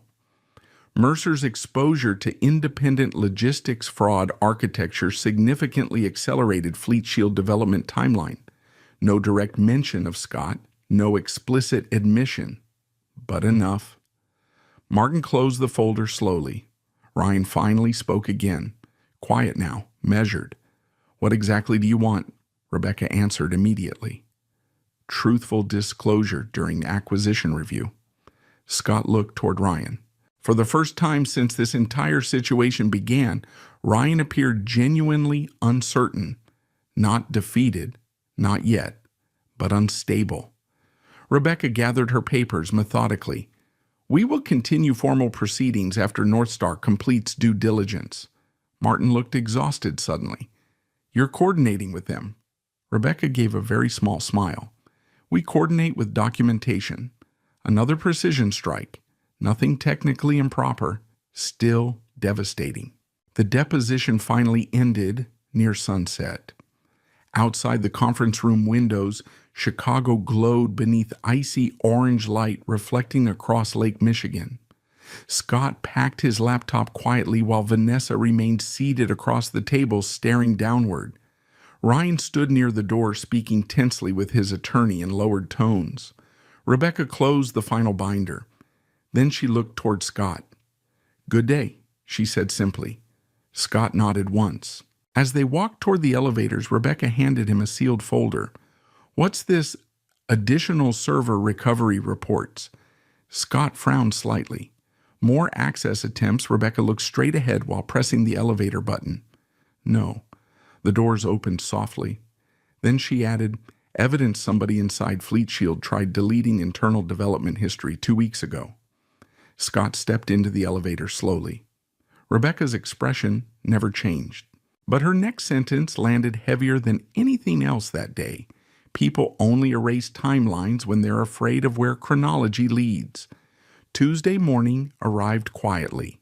No dramatic sunrise, no triumphant music, just freezing Michigan air pushing against the windows of Scott Foster's apartment, while an old refrigerator hummed unevenly beside the kitchen counter. The clock read 8:12 a.m. Scott stood barefoot on cold linoleum, wearing gray sweatpants and an old Mid-States Freight hoodie, while coffee reheated inside the microwave for the second time. Outside, dirty snow lined the parking lot in shrinking piles, stained black from highway slush. Nothing about the morning looked historic. That was the strange part. After 6 years of obsession, humiliation, isolation, and legal pressure, the biggest moment of Scott's life arrived looking painfully ordinary. The microwave beeped softly. Scott removed the coffee carefully. Then his phone rang. Unknown Virginia number. Scott already knew. Still, his pulse changed immediately. He answered quietly. Scott Foster. Claire Donovan's voice came through the speaker, calm and professional as always. Good morning, Scott. He leaned one hand against the kitchen counter. We finalized signatures 30 seconds ago. Silence filled the apartment. Claire continued. Northstar Sentinel Technologies has completed acquisition of Root Hawk LLC. Scott closed his eyes briefly, not from excitement, from impact. Years compressing into one sentence. Claire's voice remained steady. Total acquisition value is $340 million. The coffee slipped slightly in Scott's hand. Hot liquid splashed across his fingers and onto the floor. He barely noticed. Outside the apartment window, traffic moved normally along the highway exit ramp. A delivery truck backed into a nearby loading bay. Someone walked a dog through slush. The world continued exactly the same, while Scott's entire life changed permanently. Claire kept speaking. Initial transfers are already processing. Legal announcements release at market open. Scott looked down at the coffee, dripping across the linoleum. Okay, he said quietly, not because he lacked emotion, because there was too much of it to organize yet. Claire softened slightly. You built something extraordinary. Scott stared at the steam rising from the coffee cup. No, he said after a moment. I just kept building longer than everyone expected. After the call ended, the apartment became silent again, painfully silent. Scott remained standing in the kitchen for nearly 2 full minutes without moving. $340 million. The number barely felt connected to reality. He thought about the garage in Novi, the folding tables, the freezing winter nights, the humiliation at dinner parties, the Walmart notebooks filled with shipping anomalies, turkey sandwiches eaten beside glowing monitors at 2 a.m, Vanessa laughing, Ryan recording conversations, warehouse shifts starting before sunrise. All of it suddenly carried weight now. Not emotional weight, financial weight, proof weight. Scott cleaned the spilled coffee with paper towels mechanically. Then his phone exploded. Messages, emails, unknown calls, notifications stacking faster than he could read them. CNBC logistics article alerts. LinkedIn requests. Industry forums discussing the acquisition. North Star press release. Scott muted the phone immediately. Then it rang again. Vanessa. He stared at the screen while it vibrated across the counter. Vanessa Foster. 3 years earlier, she signed papers calling Root Hawk worthless. Now financial media described it as one of the largest logistics security acquisitions of the year. The phone stopped, then immediately rang again. Scott let it continue. Voicemail notification appeared seconds later. Another call and another. Scott turned the phone face down. At 9:03 a.m., he left for work because he genuinely didn't know what else to do. Mid-States freight distribution looked exactly the same as it had the day before. Forklifts crossing loading lanes, diesel fumes hanging beneath warehouse lights, drivers yelling across dock stations, the smell of machine oil and wet concrete. Scott parked his dented Honda between 2 freight trailers and walked inside, carrying the same old backpack. Nobody noticed anything immediately. Why would they? To them, Scott was still Scott, quiet systems analyst, always early, always tired, always carrying coffee. Tyler spotted him first near Operations Bay 2. You hear about some software company getting bought for insane money, Tyler asked while scanning inventory tags. Scott removed his gloves calmly. No. Tyler laughed. Dude, it's everywhere online. Some Detroit guy sold fraud software for $340. Scott nodded slightly. Good for him. Tyler kept talking while loading manifests into the system. They said he built it himself or something. In a garage. Scott logged into the warehouse routing terminal. Around them, conveyor systems rattled overhead. Eventually, another employee walked over holding a phone. Wait, he said slowly. Scott Root Hawk. Scott looked up. The man stared between Scott and the article on screen. Then realization spread visibly across his face. No way. The room changed after that.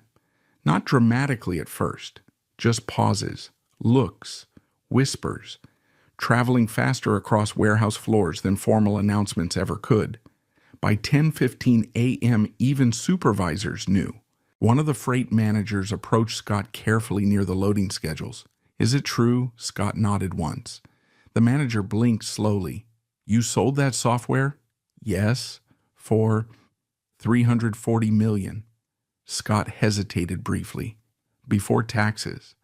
The manager stared at him as though recalculating the past 6 years in real time. That happened repeatedly all morning. Co-workers replaying memories silently. The quiet guy with the old Honda. The man eating sandwiches alone during night shifts. The employee leaving early sometimes for legal meetings.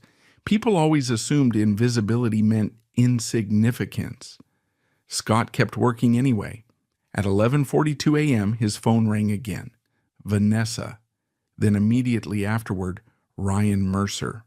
Scott ignored both. At noon, Noah Bennett called. Scott answered while standing alone beside the freight docks. "Well?" Noah asked immediately.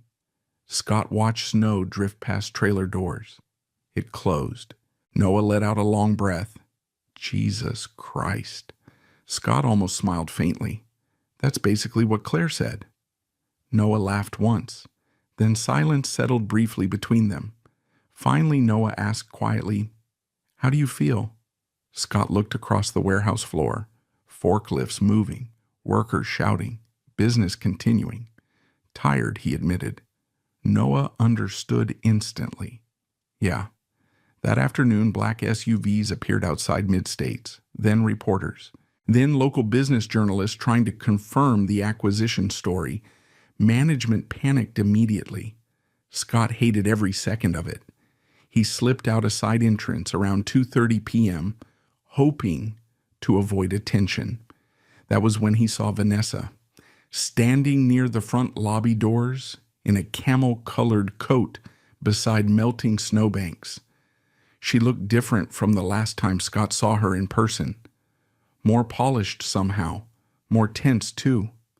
Her expression carried urgency now instead of superiority. The moment she spotted him, she started walking quickly across the parking lot. Scott. He stopped automatically. Vanessa reached him slightly out of breath. "You've been ignoring me." Scott kept his hands in his jacket pockets. "I've been working." She stared at him. Snowflakes collected lightly in her hair. "This is insane," she said quietly. 340 million. Scott said nothing. Vanessa looked almost disoriented, trying to process the number. Then came the sentence Scott expected eventually. "I supported you through all of this." There it was. History rewriting itself in real time. Scott studied her calmly. Behind Vanessa, warehouse workers pretended not to watch through the lobby windows. "You called it worthless," Scott said quietly. Vanessa's expression tightened immediately. "That was during the divorce. You signed it.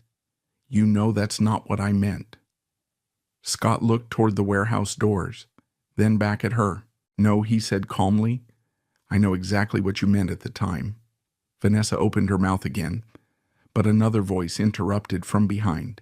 "Mrs. Foster." Rebecca Hale stepped out of a black sedan near the curb, carrying a leather briefcase. Vanessa turned sharply. Rebecca approached slowly across the wet pavement. Calm as always, controlled as always, and judging by the folder already in her hands, prepared. Snow melted slowly across the Mid-States freight parking lot, while warehouse workers gathered behind lobby windows, pretending not to stare. Scott Foster stood beside his old Honda with his hands inside his jacket pockets. As Rebecca Hale approached across wet pavement carrying a dark leather folder, Vanessa turned fully toward her. "What is this?" she asked sharply.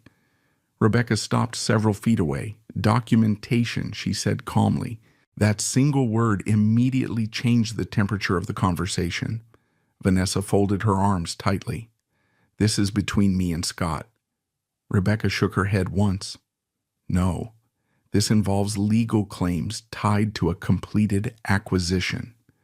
Scott remained silent beside them. That silence mattered more now, because everyone else kept filling it emotionally.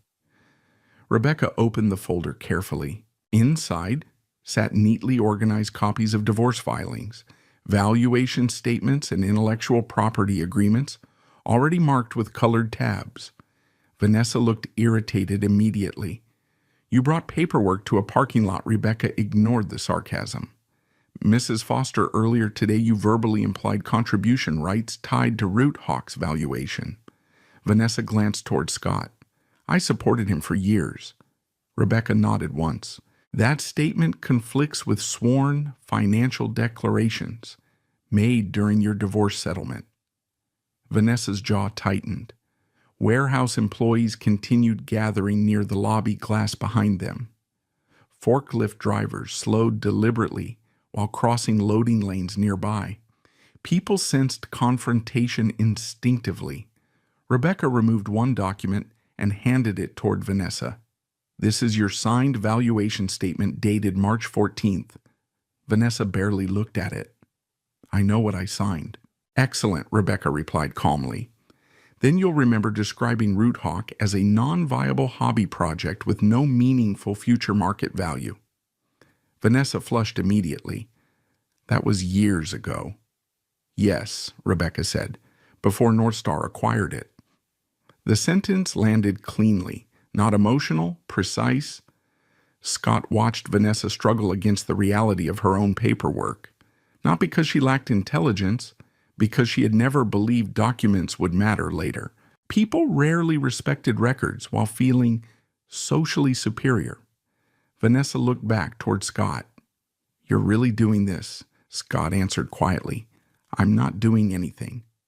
Rebecca slid forward another document.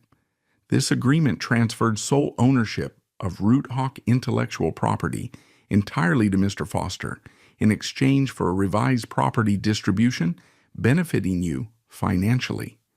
Vanessa shook her head. "You're twisting context." Rebecca remained completely still. "No, I'm preserving it." A black SUV rolled slowly past the parking lot entrance. Local reporters had started arriving outside the warehouse perimeter now after business news channels connected the acquisition story to Mid-States Freight. Scott hated the attention immediately. Vanessa noticed the cameras too. That made her more aggressive. "I was there while he built it," she snapped. "I lived through all of it." Scott looked at her carefully. "Lived through it." Interesting wording again. Not helped build, not supported, endured. Rebecca noticed it too. "You were physically present during portions of Root Hawk development," Rebecca clarified calmly. "You were not involved in authorship coding, infrastructure financing, or architecture." Vanessa turned toward Scott sharply. "Say something." Scott finally spoke. "You laughed at it." The parking lot became very quiet. Even the warehouse noise behind them seemed farther away suddenly. Vanessa stared at him. "That's not fair." Scott's expression never changed. "At Maple and Ash, you called it a garage fantasy." Vanessa looked away briefly. "That was a joke." "You told people I was embarrassing."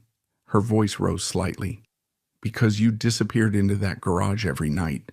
Scott nodded once. "Yes." Vanessa stepped closer. "You think money changes history?" Scott answered immediately. "No." A pause. "It exposes it." That one hurt. He could see it clearly. Not because Scott raised his voice, because he didn't. Rebecca closed the folder slowly. "Mrs. Foster, I strongly recommend avoiding any public implication of ownership interest moving forward." Vanessa laughed sharply. "Public implication? Are you threatening me?" Rebecca remained perfectly calm. "No. I'm protecting documented reality before reporters start asking questions." Vanessa glanced instinctively toward the growing cluster of cameras near the warehouse entrance. Fear appeared then. Small, real, not fear of Scott, fear of narrative collapse. Because until that morning, Vanessa probably imagined herself adjacent to success, the supportive ex-wife of a hidden genius. Except the record showed something else entirely. Mockery, dismissal, waiver. Ryan Mercer's name surfaced repeatedly throughout those same records. Scott noticed her calculating it now. The articles, the depositions, the investors, everything becoming connected publicly. Another vehicle entered the lot quickly. Scott recognized Ryan's black Range Rover immediately. Vanessa stiffened. Ryan parked hard beside the curb and stepped out, wearing dark gloves and a charcoal coat despite the slush and freezing wind. His confidence looked thinner now, more assembled. He walked directly toward them. Rebecca, Mr. Mercer. Neither smiled. Ryan looked toward Scott. You enjoying this? Scott kept his hands inside his pockets. There's nothing to enjoy. Ryan scoffed softly. Right. Rebecca interrupted before tension escalated further. Mr. Mercer, given current proceedings, I advise against discussing acquisition matters directly. Ryan ignored her. This whole thing could have stayed private. Scott answered quietly. You recorded me. Ryan's jaw tightened instantly. Vanessa looked between them. Oh my God, not this again. Ryan glanced toward her sharply, not helping. That tiny crack mattered. Scott noticed it immediately. So did Rebecca. Ryan looked back toward Scott. You really think North Star cares about your moral outrage? Scott shook his head once. No? Then why keep pushing? Scott met his eyes calmly. Because chronology matters. That sentence hit Ryan harder than accusation would have, because chronology was exactly what endangered him. Not emotion, records, dates, sequence. Everything Rebecca built the case around. Ryan stepped closer. You got lucky. Scott considered the statement briefly, then answered, no. I got organized. Another crack. Small, but visible. Ryan's breathing changed slightly. The smooth confidence he carried for years no longer fit correctly. Because confident people controlled perception, not evidence. Rebecca glanced toward the reporters gathering beyond the lot. Mr. Mercer, she said calmly, I strongly suggest you avoid further public commentary until North Star completes final review. Ryan looked toward the cameras, then toward Scott again. You think this makes you special? Scott answered honestly. No. Snow drifted lightly between them. You spent 6 years telling people I was wasting my life. Scott continued quietly. I just kept records while you talked. That one landed deepest, because it was true. Ryan looked away first, only for a second. Still enough. Vanessa suddenly sounded smaller now. Scott. He turned toward her. For the first time all morning, her voice carried uncertainty instead of superiority. We were married. Scott nodded slightly. Yes. Aren't you even angry? Scott thought about it carefully. The freezing garage nights, the mockery, the loneliness, the exhaustion. Then he answered truthfully. I was angry. Years ago. Vanessa's eyes shifted slightly. What changed? Scott looked toward the warehouse loading docks behind her. Workers moving freight. Ordinary people doing ordinary work. Then he answered quietly, I stopped needing you to understand me. Silence followed, long enough for melting snow to drip steadily from trailer roofs nearby.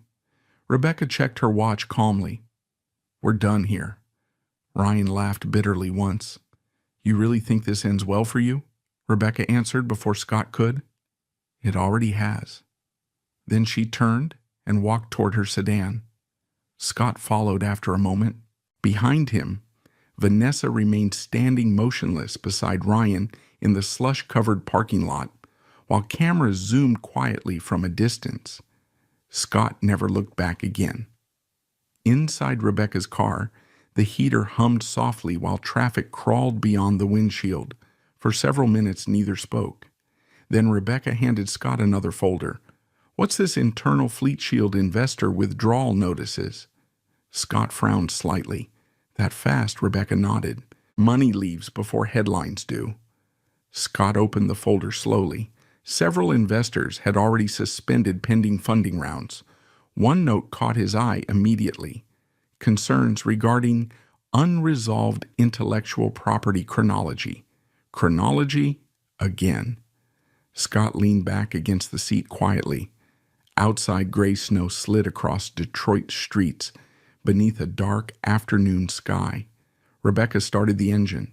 "There's one more thing," she said. Scott looked up.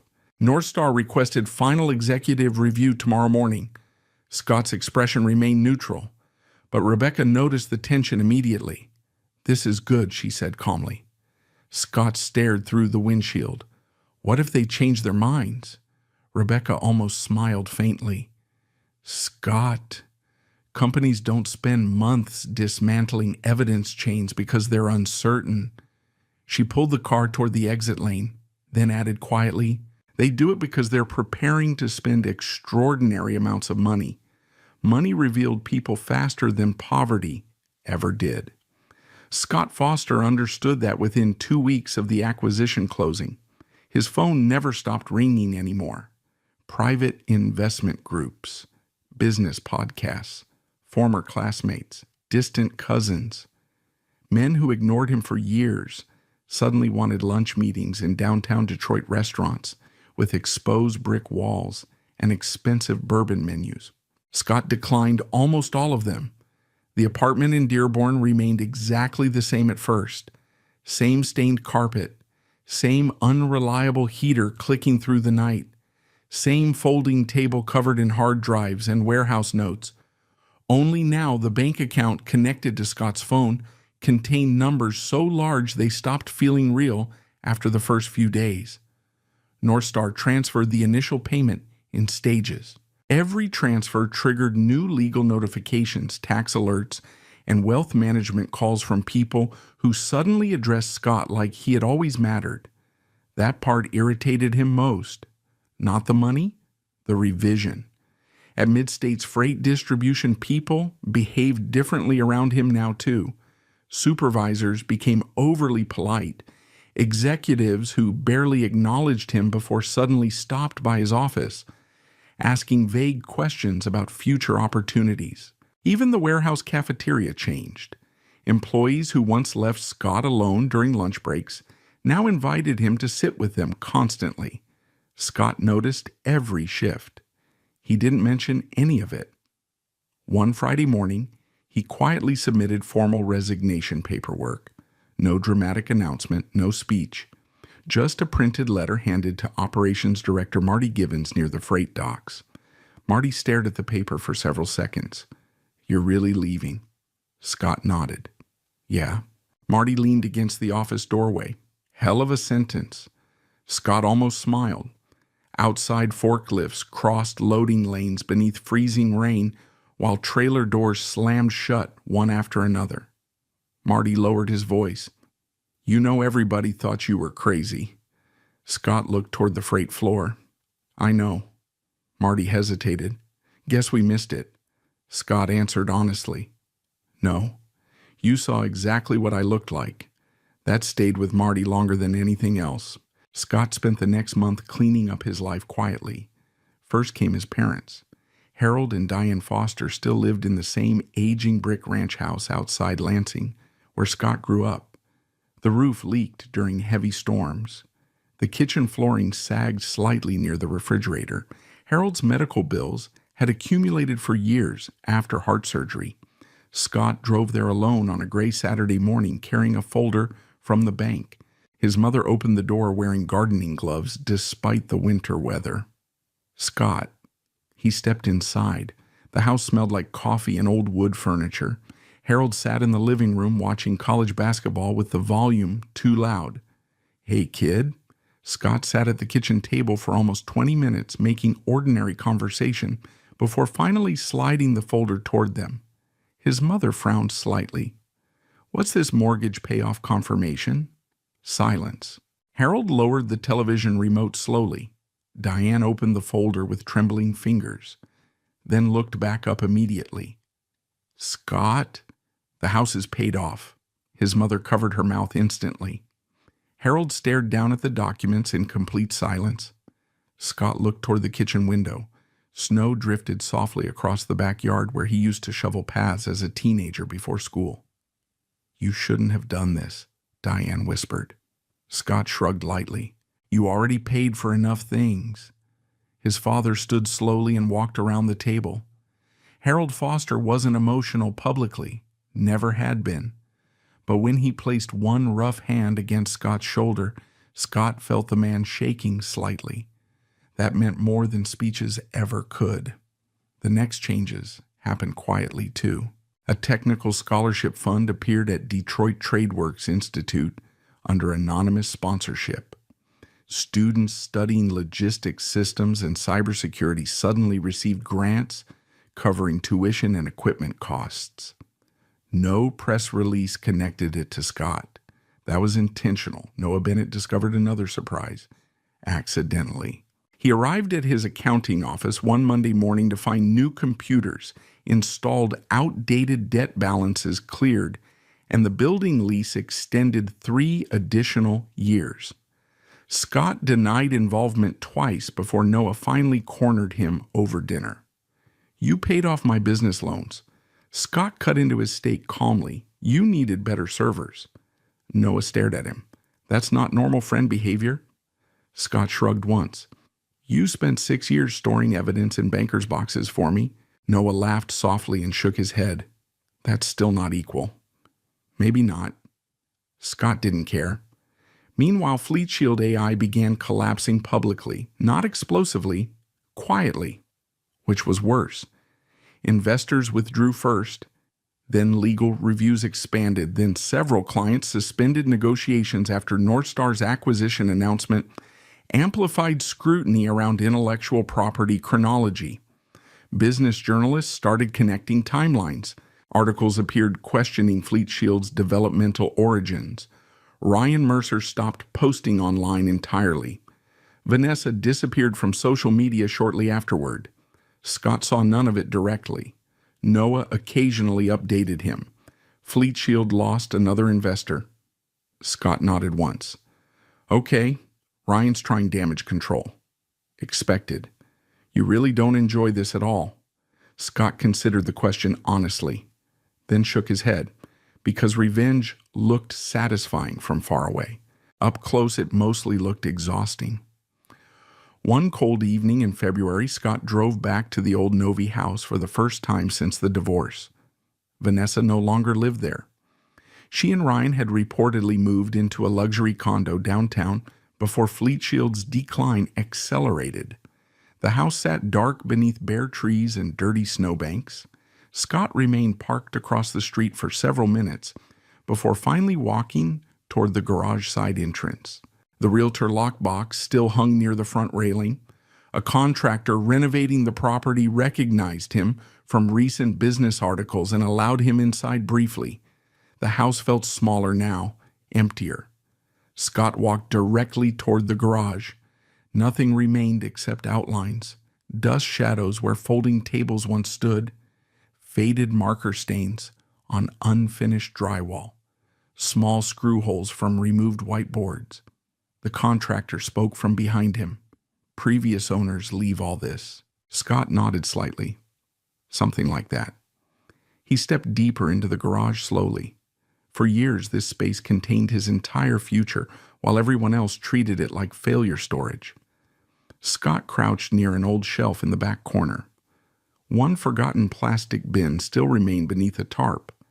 Inside sat notebooks, early Route Hawk sketches, fraud maps, handwritten debugging notes, coffee stains across entire pages. Scott picked up the oldest notebook carefully. Page 1 contained a sentence written nearly 6 years earlier. "Small patterns become expensive if ignored long enough." Scott stared at the handwriting quietly. Outside wind rattled the garage door lightly. The contractor eventually stepped away to answer a phone call, leaving Scott alone inside the unfinished space. He looked around slowly. The garage suddenly felt sacred in a strange way. Not because it made him wealthy, because it held proof. Proof that silence could outlast ridicule. Proof that patience sometimes looked indistinguishable from failure until the final moment. His phone buzzed softly in his pocket. "Unknown number." Scott answered carefully. "Hello." A nervous male voice responded immediately. "Mr. Foster, my name's Evan Cole. I work for Fleet Shield." Scott remained silent. Evan continued quickly. I think you should know Ryan Mercer's trying to move development assets offshore before litigation expands. Scott's expression changed slightly for the first time all evening. Why are you telling me this? A pause, then quietly. Because he kept saying you were just some warehouse idiot who got lucky. Scott looked around the coal garage one more time, then lowered his eyes toward the old notebook in his hand. No, Scott said calmly. I just stayed longer than he expected. The call from North Star came at 6:47 a.m. on a Wednesday. Scott Foster was already awake. He rarely slept more than 4 hours now, not because of stress in the way people usually meant it, but because his mind no longer knew how to shut down after years of operating in constant problem-solving mode. He stood in his kitchen in a small lakeside rental north of Muskegon, Michigan. The air outside was still dark, the kind of winter morning where the horizon hadn't decided to exist yet. The phone rang again. Scott answered. Mr. Foster, Claire Donovan said North Star would like to schedule final executive integration discussion. Scott leaned one hand against the counter. Integration? Yes, Claire replied. Post-acquisition role alignment and long-term strategic structure. Scott stayed silent for a moment. He had expected this. He just hadn't known what form it would take. We'd like you in Arlington tomorrow, Claire added. Scott looked out the window. Lake Michigan stretched beyond the trees, frozen in long gray sheets under early light. Okay, he said finally. The flight felt different from the first one, not because anything external had changed, but because Scott understood now that everything he said would be interpreted not as possibility but as leverage. People were no longer evaluating his software. They were evaluating him. North Star headquarters looked even more controlled than before. But now Scott noticed details he missed previously. Security personnel no longer scanned him like a visitor. They scanned him like a variable inside a system they had already begun restructuring. Inside the executive conference level, Claire Donovan greeted him immediately. Good morning? Scott nodded once. The room they entered was larger than the last one. More people this time, fewer questions, more intent. A senior North Star executive, David Rains, opened the session directly. Scott, we're moving toward full acquisition closure integration. He said, that includes not just RootHawk, but operational leadership alignment. Scott sat down without reacting. He had learned by now that the people who used phrases like alignment meant control in softer language. David continued, we want you to lead a new division, Federal Logistics Intelligence Systems. Scott blinked once. That was unexpected. Not the acquisition. The scope. Another executive slid a document forward. Compensation structure, equity allocation, security clearance requirements, operational authority limits. Numbers that would have once felt impossible to Scott were now printed in standard formatting as if they belonged in the same reality as anything else. Still, he didn't respond immediately. That hesitation made the room quieter. Claire noticed it. You're not reacting like most founders do, she said. Scott looked up. Most founders? She nodded slightly. They usually ask about valuation first. Scott leaned back a little. I already know the valuation. That surprised one of the executives. David folded his hands. Then what are you thinking about? Scott paused. He looked at the documents again, then said something simple. What I lose if I accept. Silence again. Not uncomfortable, just recalculating. Claire studied him carefully. You mean control? Scott shook his head slightly. No, time. That word changed the tone of the room subtly, because money was expected. Control was expected. But time was not usually part of negotiation language. Scott continued. I spent 6 years building RootHawk in pieces of time nobody valued. Nights, weekends, empty hours. If I take this, I want to know what I stop becoming. No one interrupted. That was new for Scott.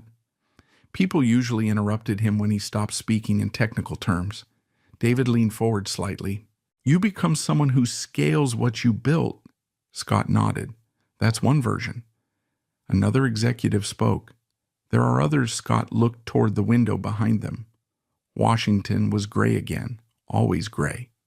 There's always another version, he said quietly. The room went still. Claire broke the silence gently. You've already seen what happens when you don't scale it yourself. Scott understood what she meant.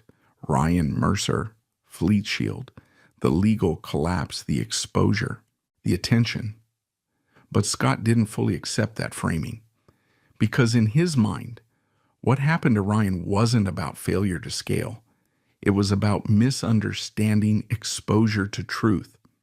Scott finally spoke again. What happens to RootHawk if I don't accept? David answered carefully. It becomes a North Star system, fully integrated. Scott nodded. And me, Claire, answered this time. You step into advisory role only. Scott leaned forward slightly. That part mattered, because advisory roles meant distance, and distance meant losing control over what came next. He looked down at the documents again. Then something unexpected happened. He thought about Vanessa, not angrily, not nostalgically, just clearly, about how easily people misread silence as absence of ambition, about how easily they misread repetition as lack of intelligence, about how Ryan thought confidence could replace documentation. Scott realized something then. This wasn't about proving anyone wrong anymore. That phase was already complete. This was about deciding what kind of system he wanted to exist inside of Next. David spoke again. There is also one more matter. Scott looked up. Claire slid another folder forward. Fleet Shield litigation update, she said. Scott opened it slowly. Inside were internal summaries from North Star's legal division. Pressure had escalated. Investors had begun exiting publicly.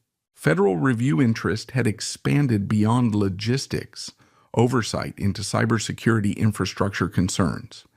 Ryan Mercer's position was weakening faster than expected, but one line stood out. Potential asset relocation attempt detected. Scott closed the folder slowly. Claire watched him carefully.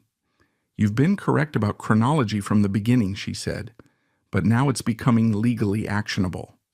Scott nodded once, then spoke quietly. I didn't want it to become personal. Claire tilted her head slightly. It never stays impersonal at this level. That was true. Scott knew that. That was why he had avoided this level for so long. Not because he couldn't operate there, but because operating there changed everything around it. The meeting continued for another hour. Compensation adjustments, authority boundaries, security clearance transitions. Each topic layered carefully over the last like controlled architecture. When it ended, Claire walked Scott toward the elevator. You didn't say yes yet, she observed. Scott stepped inside. I didn't say no either.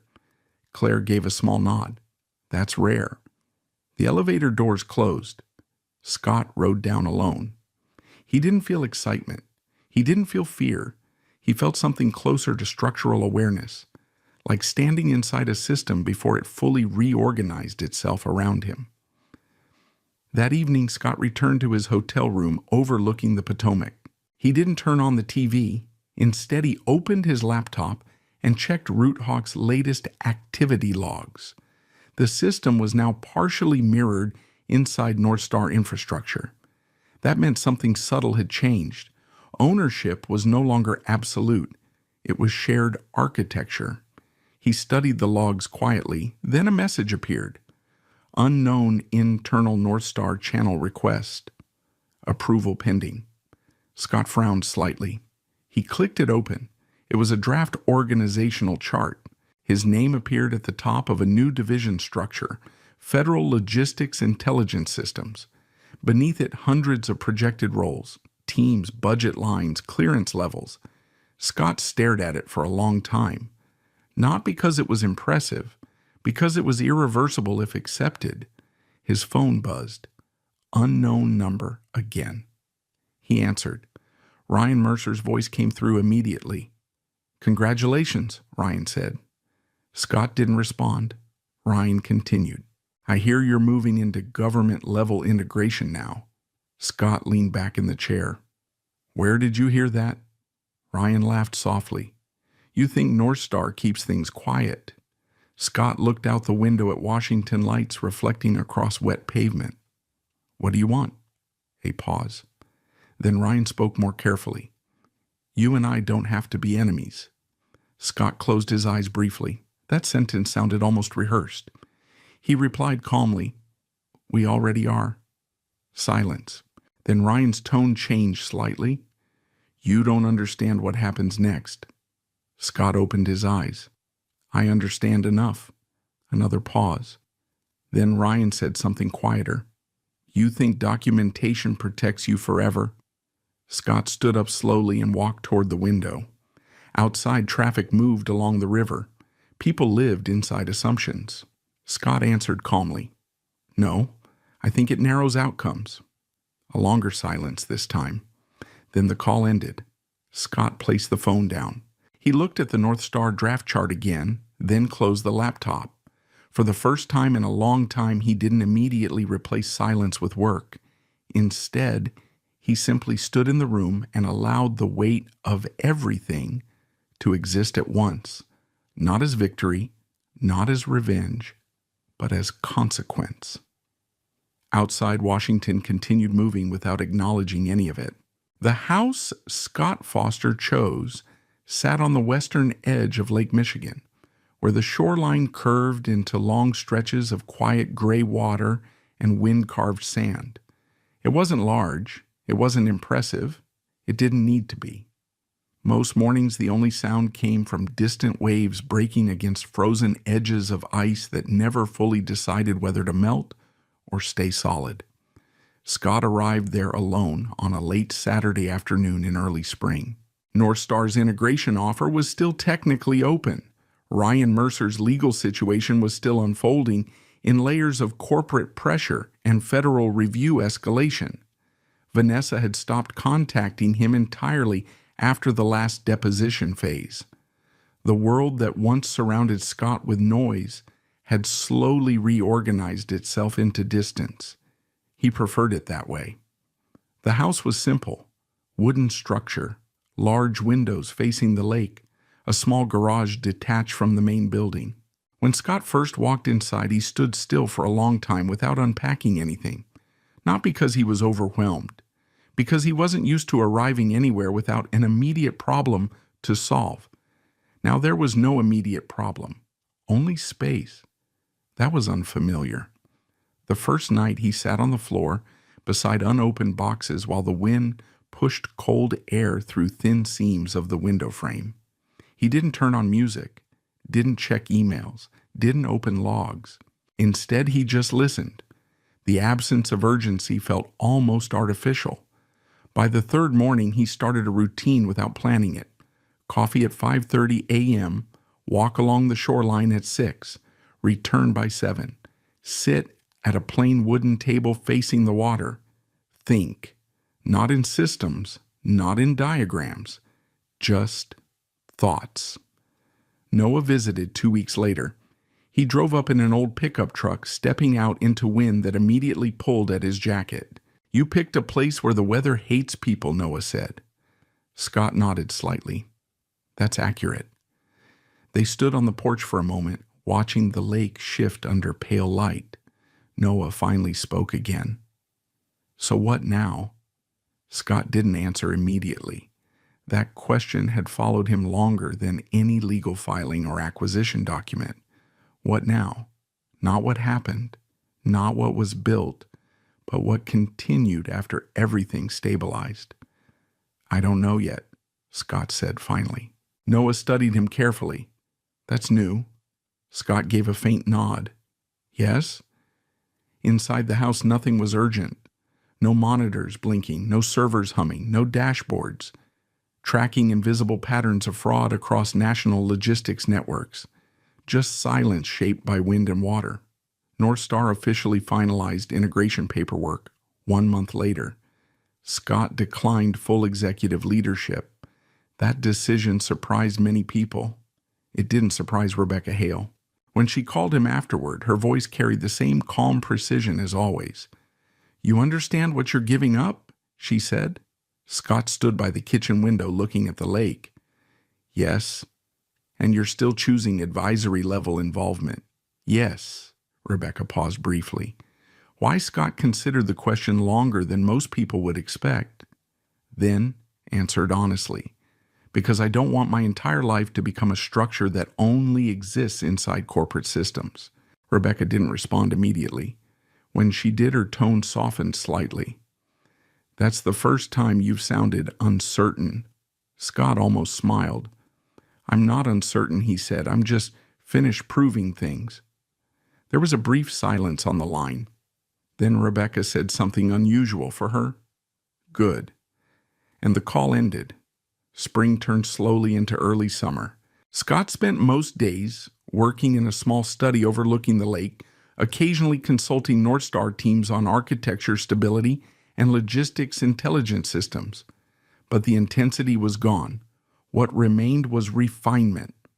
One afternoon, an envelope arrived without return branding. Inside was a handwritten letter. Vanessa Foster.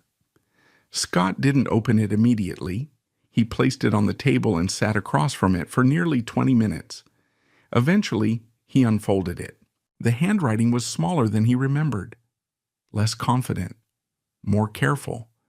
She wrote about misunderstanding him, about assuming silence meant lack of ambition, about Ryan Mercer, about choices made too quickly in rooms filled with people who sounded certain.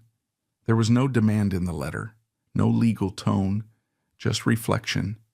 At the bottom she wrote, "I don't expect anything from you. I just wanted you to know I finally understand what I didn't see." Scott read the line twice, then folded the letter back exactly as it had been. He placed it inside a drawer, not destroyed, not answered, just stored. Later that evening, he walked down to the shoreline. The lake stretched out endlessly in front of him, reflecting the fading orange of sunset in fractured pieces across small waves. There was no applause, no investors, no courtroom tension, no recordings, no accusations, only water moving forward without explanation. Scott stood there a long time. He thought about everything that had led here. 6 years of building in silence, 6 years of being misunderstood, then months of acceleration that changed everything too quickly for most people to process.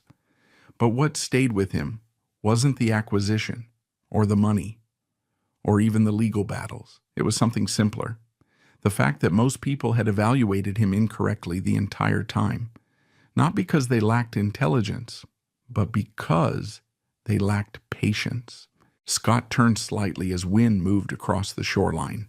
For the first time in years, he didn't feel like he was waiting for anything to happen next, because there was nothing left to prove, only things to build if he chose to. Noah called him that night.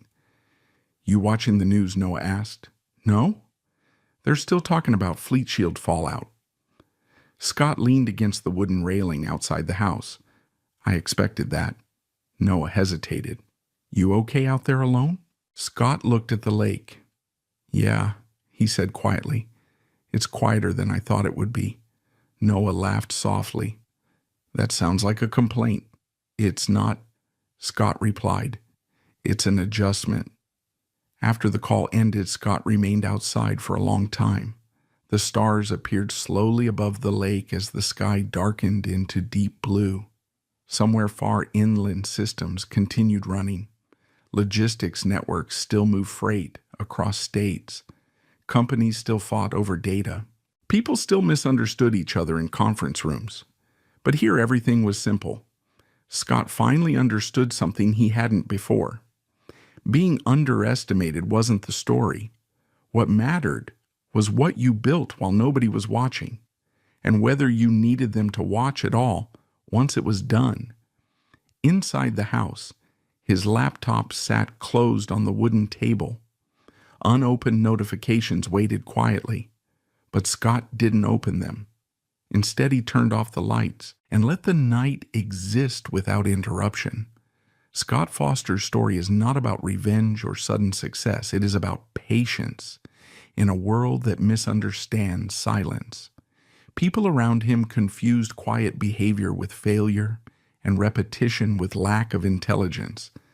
But time proved something different. Consistent work, even when ignored, compounds in ways most people never notice until it's too late. In real life, many people stop too early, not because they cannot succeed, but because they want recognition while still building. Scott's journey shows that validation often arrives after the result, not during the process. For viewers watching this story is a reminder that being underestimated is not a limitation. It is often just a delay in other people's understanding of your direction. Have you ever been in a situation where people doubted something you were building or working on? Share your country and your story in the comments. And if you enjoy long-form storytelling about quiet success, hidden persistence, and unexpected outcomes, subscribe, because the next story will go even deeper into what people never see coming.